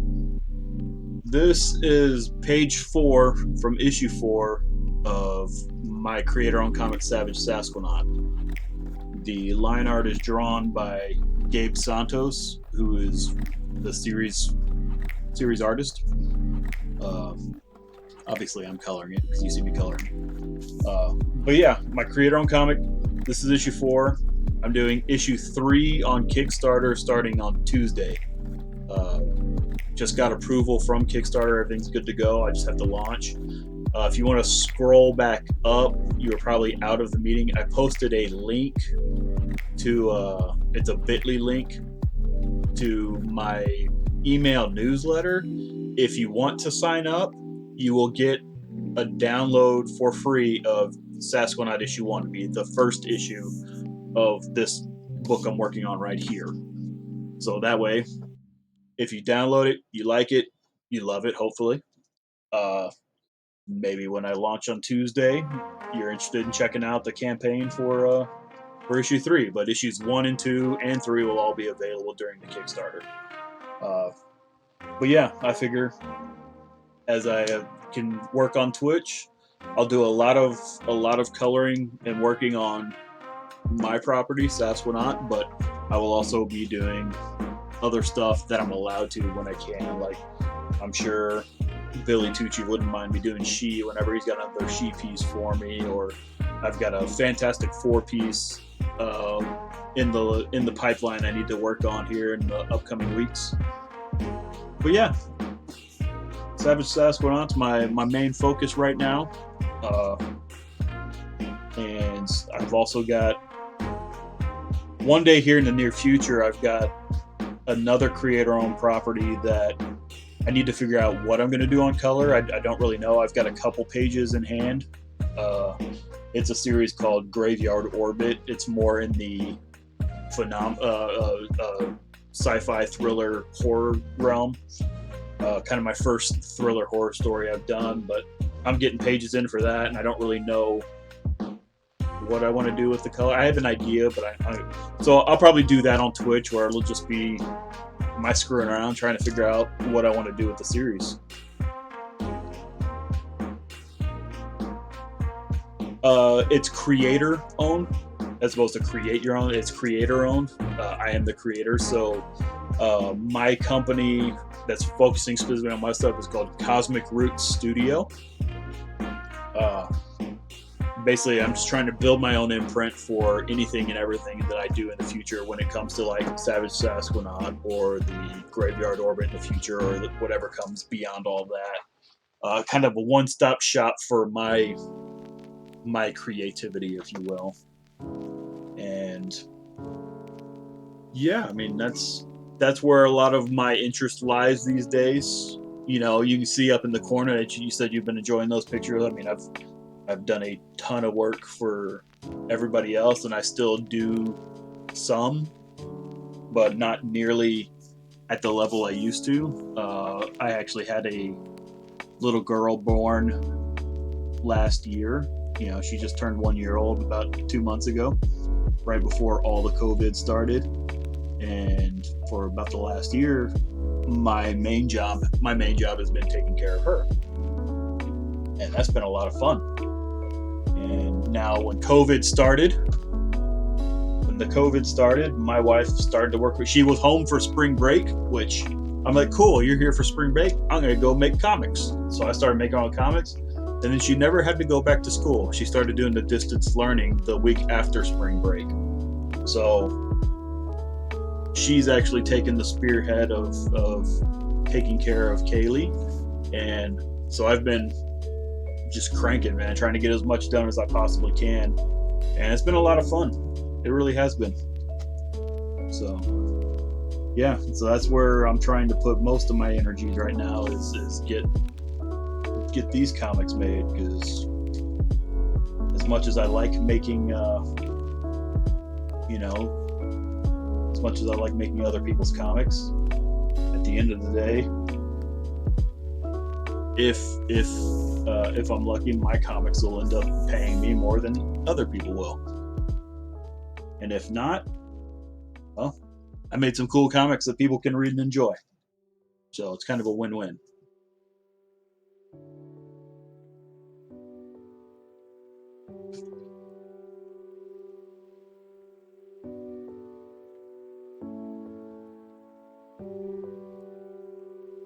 Let's see what I did there.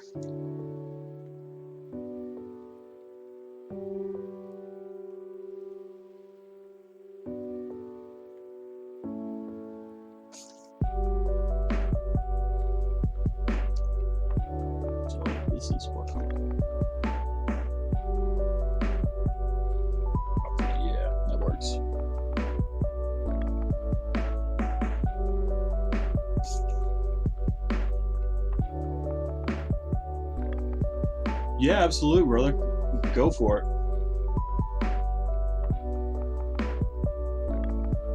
The more questions you have, the more interesting my stream will be for you and for me.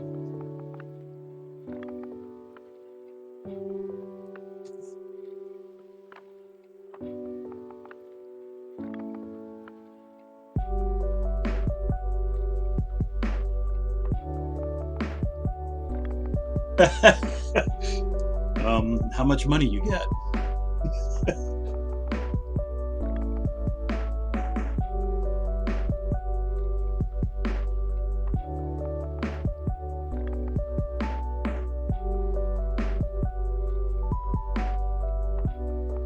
Trying to... I don't know what that last bit means. I don't know if it's a cat on the keyboard or some other internet text talk that I'm unfamiliar with.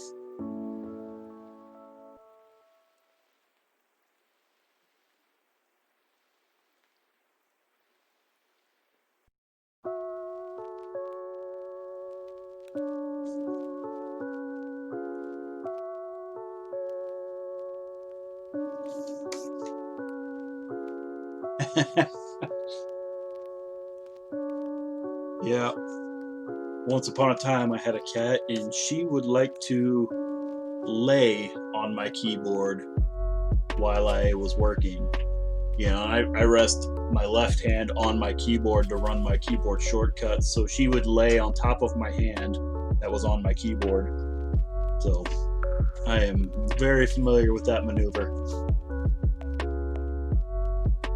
It's adorable, but they always have the worst timing.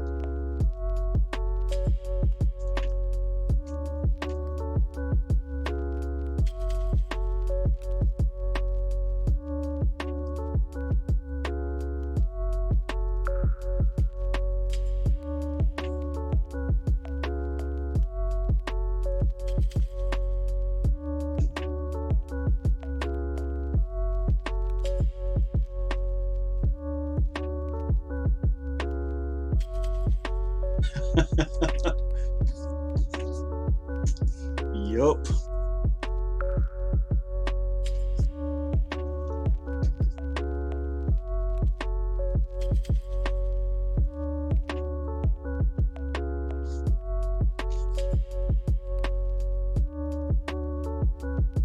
I don't really like that at all.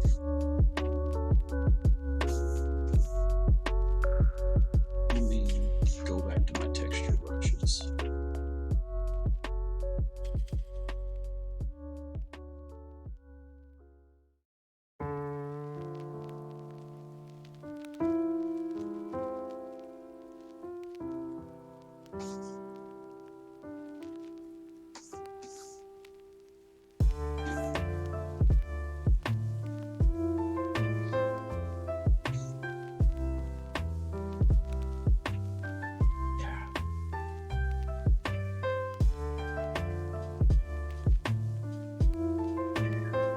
Yeah, no, I like those lighter clouds.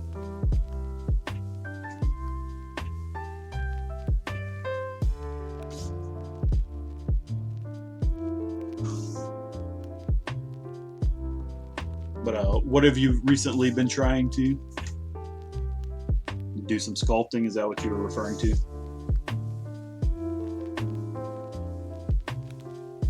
And putting thoughts into creating a comic.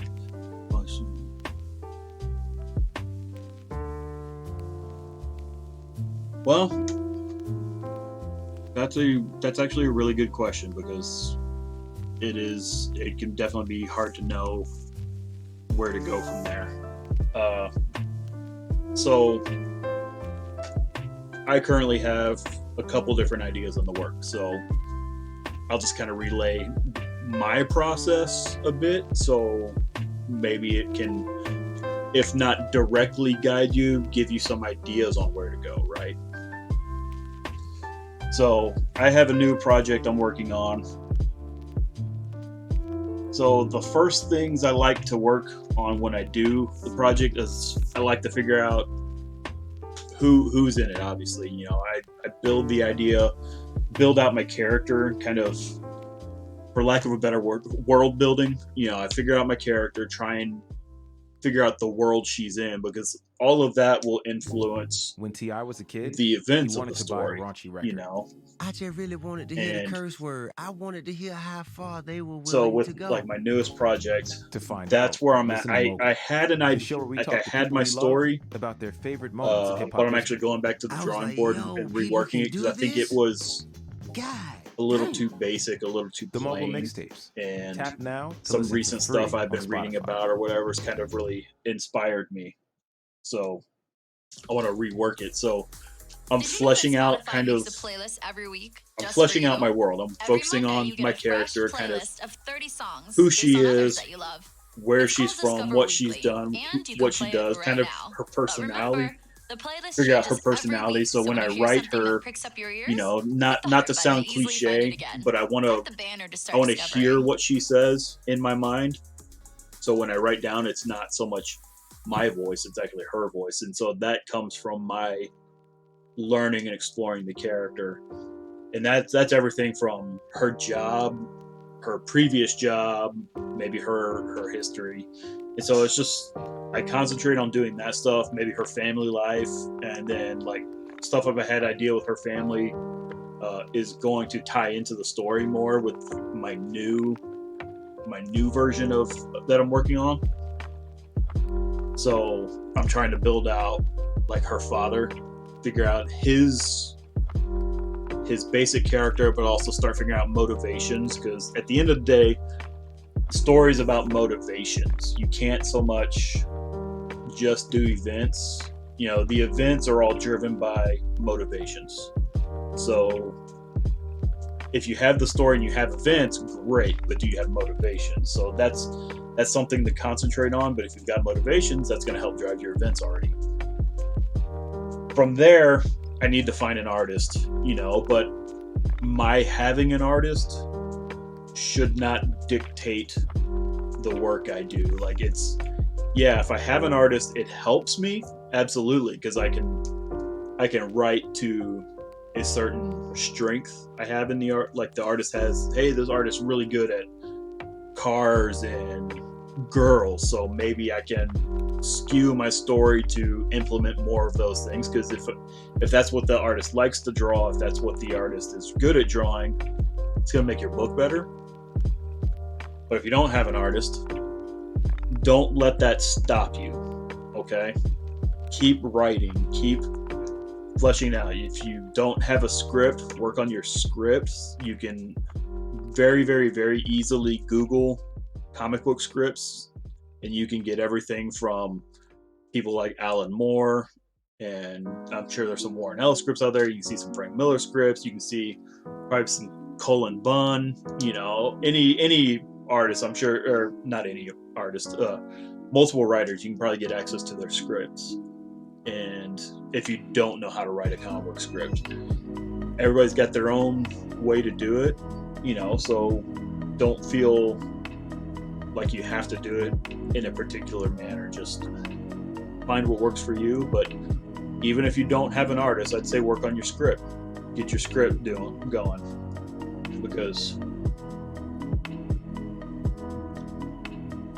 when you write your script, get it done, but you want to go back. You don't want to just leave it like your first draft is you're done, because your script's going to get better if you rework it. So work on your script, go back, rewrite, keep rewriting. You get it to a point where like, yeah, this is really, really good. Go start on the next one. It definitely helps to have a script finished, finding an artist, because then you could actually give the script to the artist and be like, look, is this something you want to do? That would go a long way. It doesn't necessarily have to be that way, but I think it would help. I have been fortunate, blessed in my career that the stories I have been able to write and create, I've been able to work with my friends, and if one way or the other, because it would be like with the companies I was with at the time, like my friends, like, hey, we would do this. It'd meet to be one of the in-house artists, or like when I was doing Guardian 9, we did Moonstreet. We did hire out an artist, but that dude also became my friend, fortunately. And he was super awesome, great artist, and you know, I hate to say it, but a lot of it's who you know. That doesn't necessarily mean you have to know the artist personally, but if you do know an artist that you want to work with, that'll go a long way. You know, it really will. I don't want to downplay that, because at the end of the day, it is a collaborative medium. At least it should be. So even though you are the writer and the creator, you know, you want to work with somebody you like, one. So, and then also you want to work with somebody, well, who's good, obviously. Like, obviously you want them to be good, but if you guys can kind of work on the same wavelength, you know, if you like each other and can communicate, that'll go a long way. I mean, you can hire someone, like, I will say, when it comes to this book I'm working on right here, Sasquanaut, Gabe did an amazing job. I could not be happier with the job Gabe did, but I don't really know Gabe. He was strictly a for hire artist, and it was kind of a friend of a friend type of thing that led to this. So again, kind of who you know.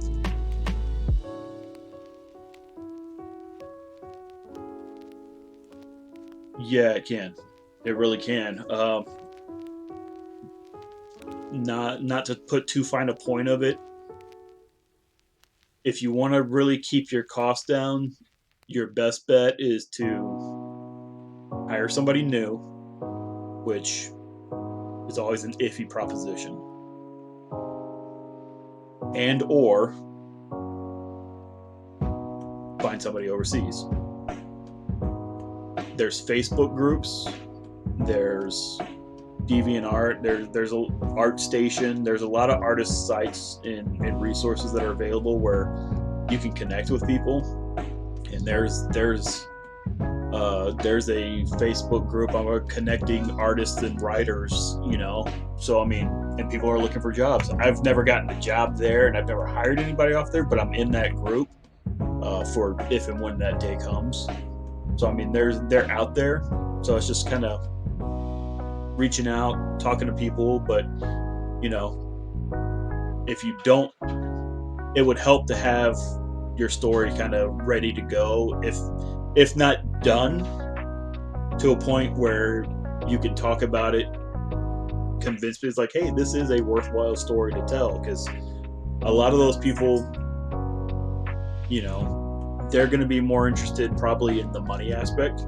I mean, that's not, you know, that's not knocking anybody. I mean, that's the realities of it. So, oh, there, okay. I mean, you're more likely to get somebody that's just in it for the money. I mean, they can be awesome. So, I mean, you can get a really, really good artist. Sometimes you can get really lucky and get a really good artist for cheap, but sometimes you're going to get a lot of artists for a lot.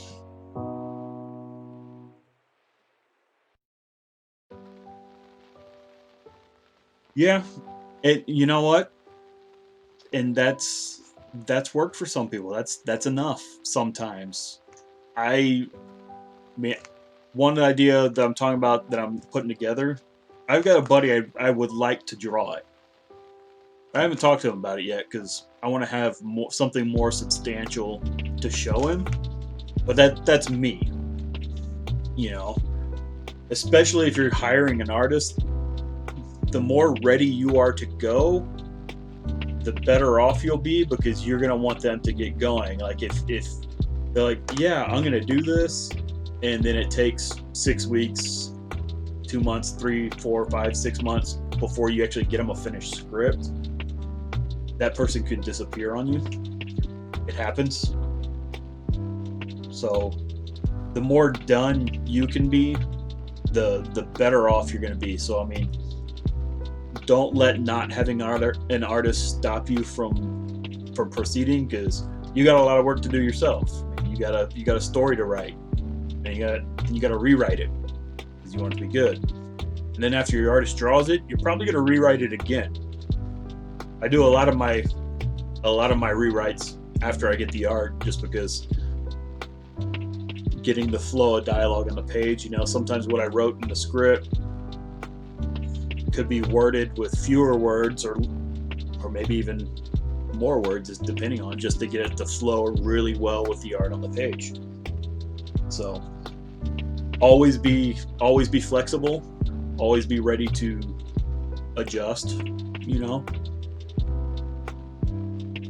when you know the work is done, especially coloring. Well, it's gonna be that Nordic Forge is on point, bro. Like, art is never done, it's just stopped. Like, this page is done. Like, I'm done. I could go in here and work a whole lot longer on it, very, very, very easily. Would it add anything to it? Maybe. But is it gonna be? But is it a good use of my time in the end? Where if I go in and, you know, like, okay, this is probably gonna be a good use. I can go in here and do like a color hold here, and I think this will be a good use of my time. It's just another minute or two, but it'll help once again separate the fields. But you know, I can just do this forever and keep tweaking and tweaking and tweaking and tweaking. But how much of what I'm doing will be seen or appreciated by the average comic viewer? You know, that's a very, very valid question, you know, because there's a lot of stuff, especially as a colorist. I mean, I can zoom in here. I mean, I can work and sculpt these things forever, but at the end of the day, when it prints, it's going to be this big. Like, my monitor, like I can hold comic book up to my monitor at the zoomed out size I'm right now. You can't see, that's pretty much the size of a printed page. So I mean, the more I zoom in, the more I get lost in details. Unless I'm on a computer, it probably won't be seen. So I mean, like, whether or not it'll print. So I mean, I can go in here and screw with these vines forever, and that would be fun, and it'd look cool, and it's like, oh hey, come here, look, and zoom in and just check out all the stuff I did. But at the end of the day, when it prints, like, the printer probably won't even be able to replicate it. So it's you can work forever, but it's kind of just finding out the best stopping point. Like, hey, is it worth my time to keep going in and keep playing with this page to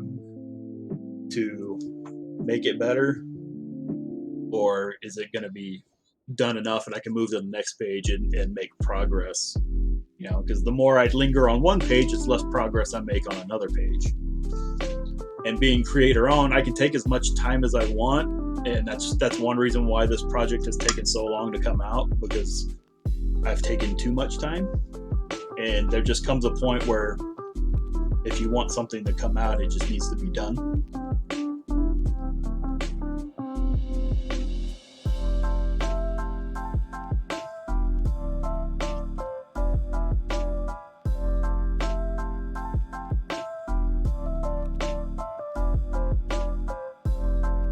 Yeah, absolutely. And that's going to come with experience. I mean, I've made plenty of my fair share of mistakes of wasted time, where I've done work, hours and hours of work, that once it printed and it came out, and everything I did was invisible, essentially. Not that it's just, you know, the way ink is put down on paper, it can't replicate the exact billions of colors that a monitor will do. Like, it's printing can't do the same thing a monitor can. So, lesson learned. I was upset I did it then, because I was like, oh man, all that time. But if I didn't do it, I wouldn't have learned that, okay, maybe this isn't the best use of my time.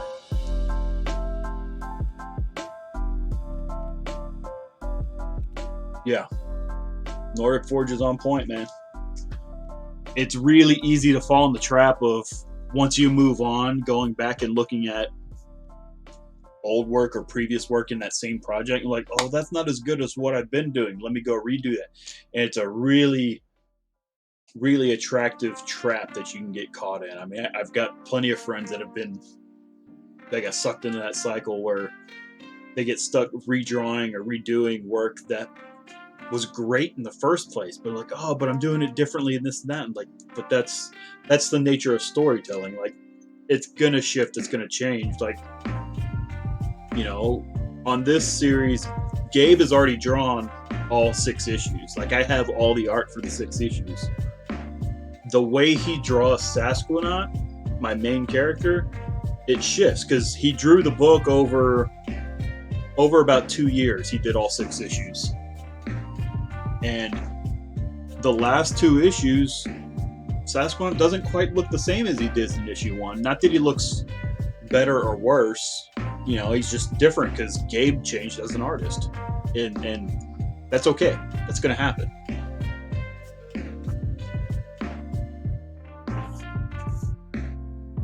But long as you can keep your stuff, recognizable. Like, I do remember there were probably a few pages where Sasquanaut didn't quite look like Sasquanaut. I was like, hey man, can you go back and rework his face so he looks more like he does? It is a lot, and I hope I'm making sense.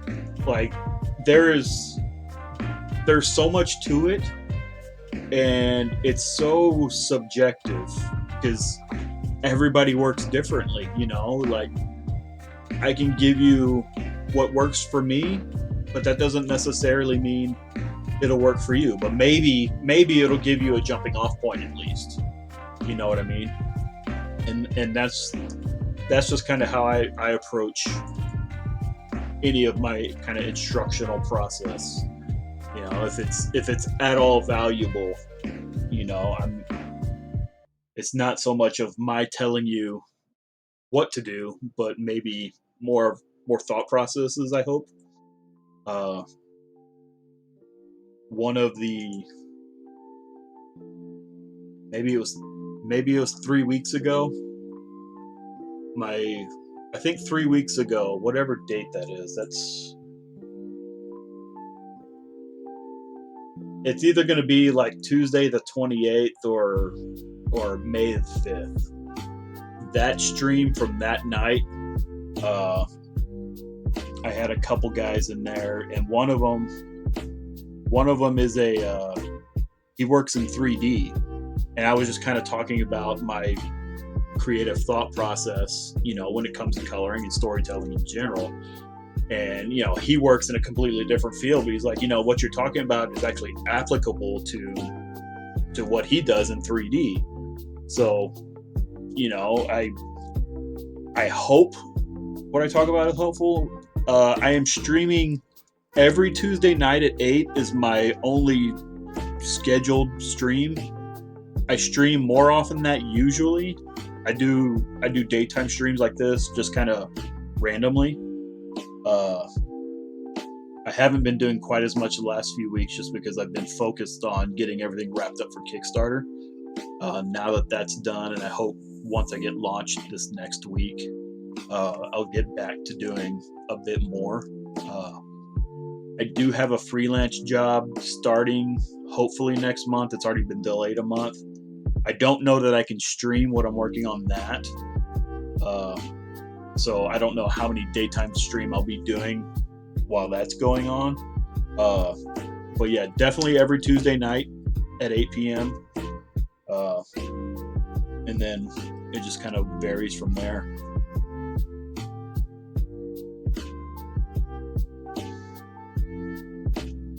Yeah, and Billy's a master, dude. I mean, you're not gonna waste your time watching and learning from him. So I mean, he's a great source. Yeah, by all means, if you've got any more questions, I don't know that I'm going to stream too much longer. I'll probably just actually, you know what I do? I'll probably prep that Fantastic Four page because I need to get that ready to go. So when I'm ready to color it, it's already ready to go. But yeah, you know, I'm around. I gotta go check, make More sure family at home means the more baby hands to hasn't plant, to burnt dig, the house to down do. downstairs. Lowe's has everything your family needs to bring your garden to life, and with savings during our Memorial Day event. Adding a pop of color here and there is as easy as planting annuals. We have a robust selection of Monrovia plants blooming now, so you can pick just the right colors and Scott's mulch to help define your landscape and retain moisture for your plants. Discover the possibilities and the know-how to get started on your garden or on any project at Lowe's.com. Selection and availability vary by location, U.S. only. Obviously, I'm losing stuff. I think I can threshold this one. He's done too freaking good a job.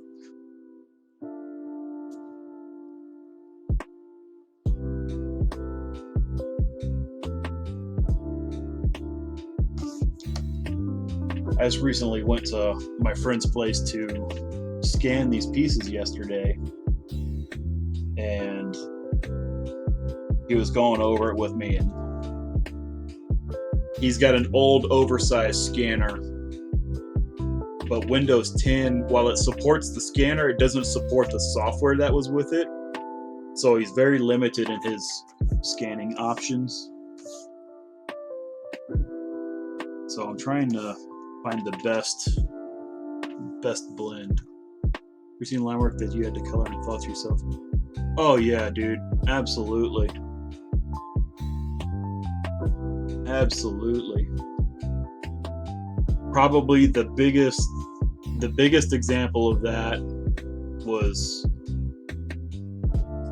when I was working with Guru Effects. We had a run on it's a miniseries called Thor: Son of Asgard.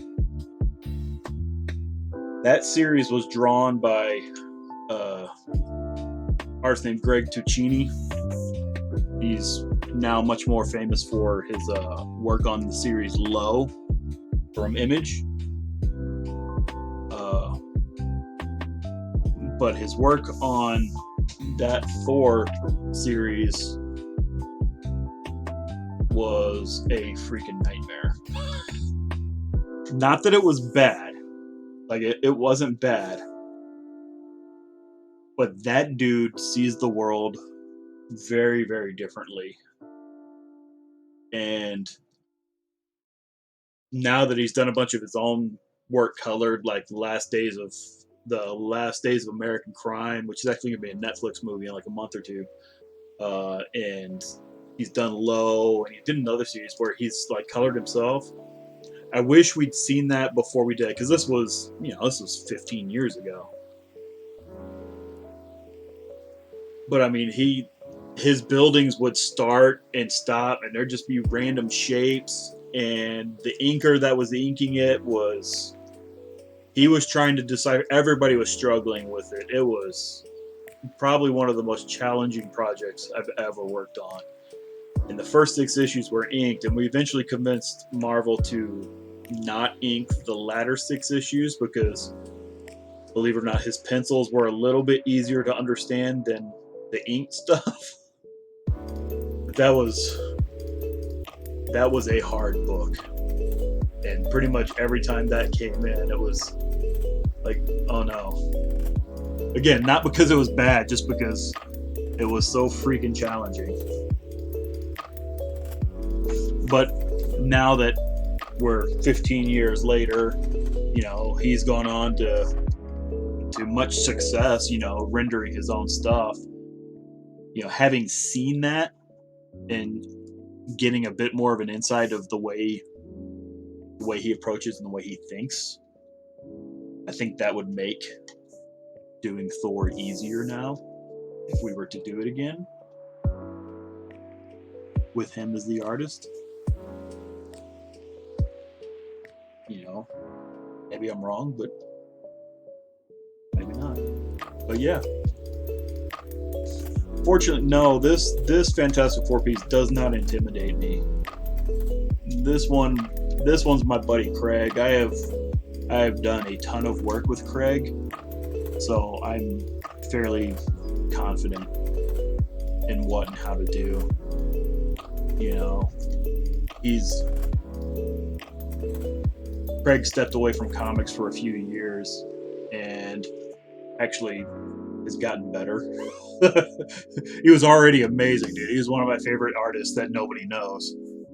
And actually his time away from comics, I really think he even leveled up more, which makes me even more excited because, you know, we're working on new projects together. He's been doing the on my Sasquanaut, he does the covers, the variant cover B on all the issues, and they're outstanding, man. Like they're just fantastic stuff.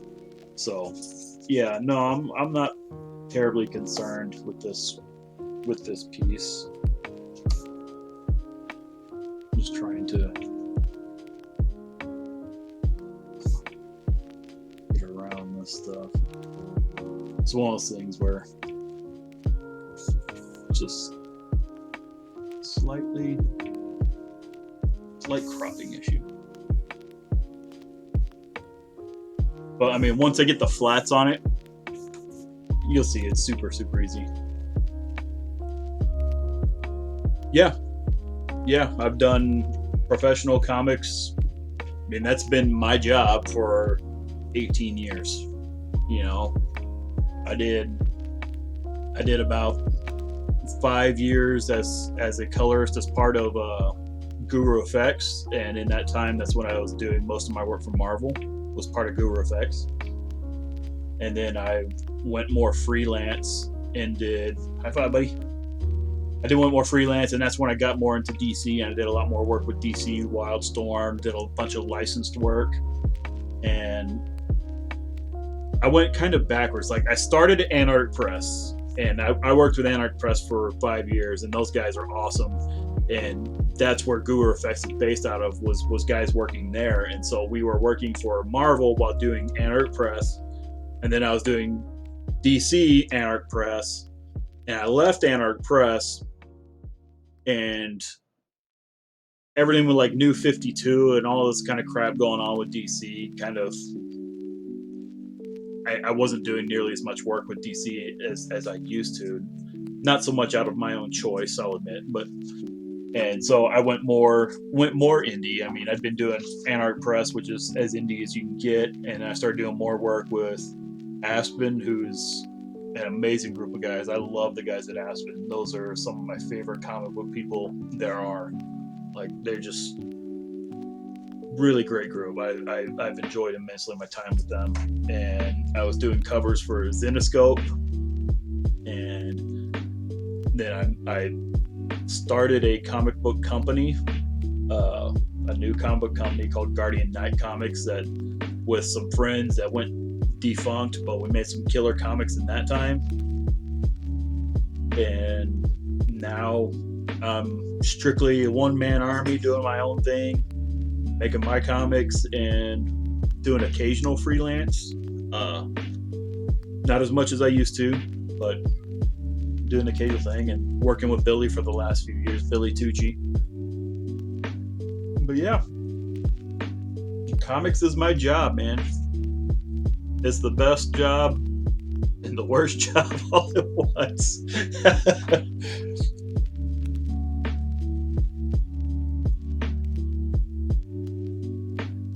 I haven't seen those specific videos. What actually prompted me into getting into Twitch, I'll be honest, was I was watching I went to Dawn McTeague's Twitch page because she was coloring with some markers. Like she had a still image on Instagram.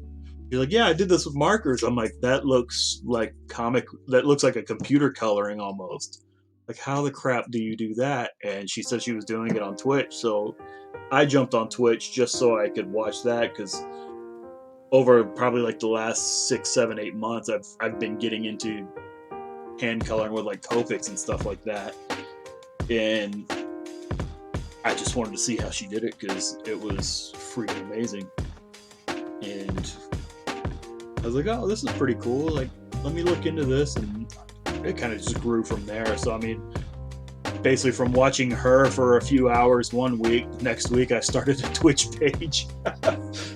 So, you know, I thank Dawn McTeague for it. You know, she probably has no idea. But, you know, and then I jump on to see that Jim Lee's like drawing all these sketches, so I'll go watch a Jim Lee drawing every now and again. It's freaking cool, man. I don't really care about watching other people play video games. I'd rather play a video game than watch somebody play video games, but I'll watch artists make art. That's cool to me. Especially great artists make great art. So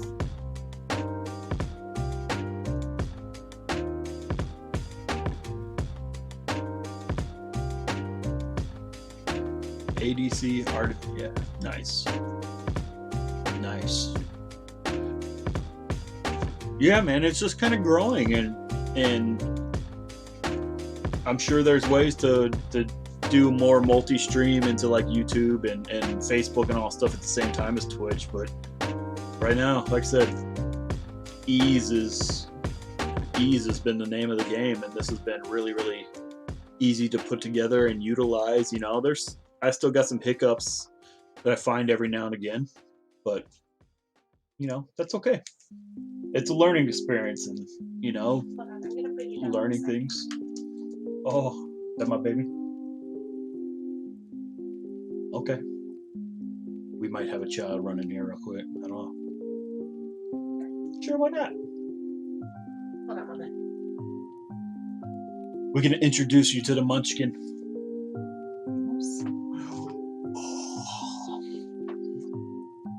This is my Kaylee girl.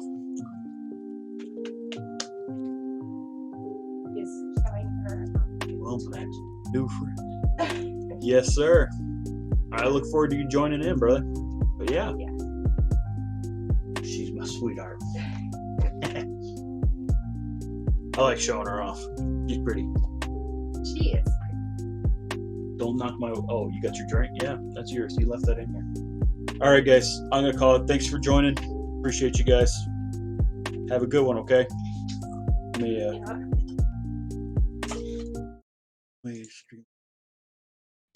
You want to put the down from that? Sure.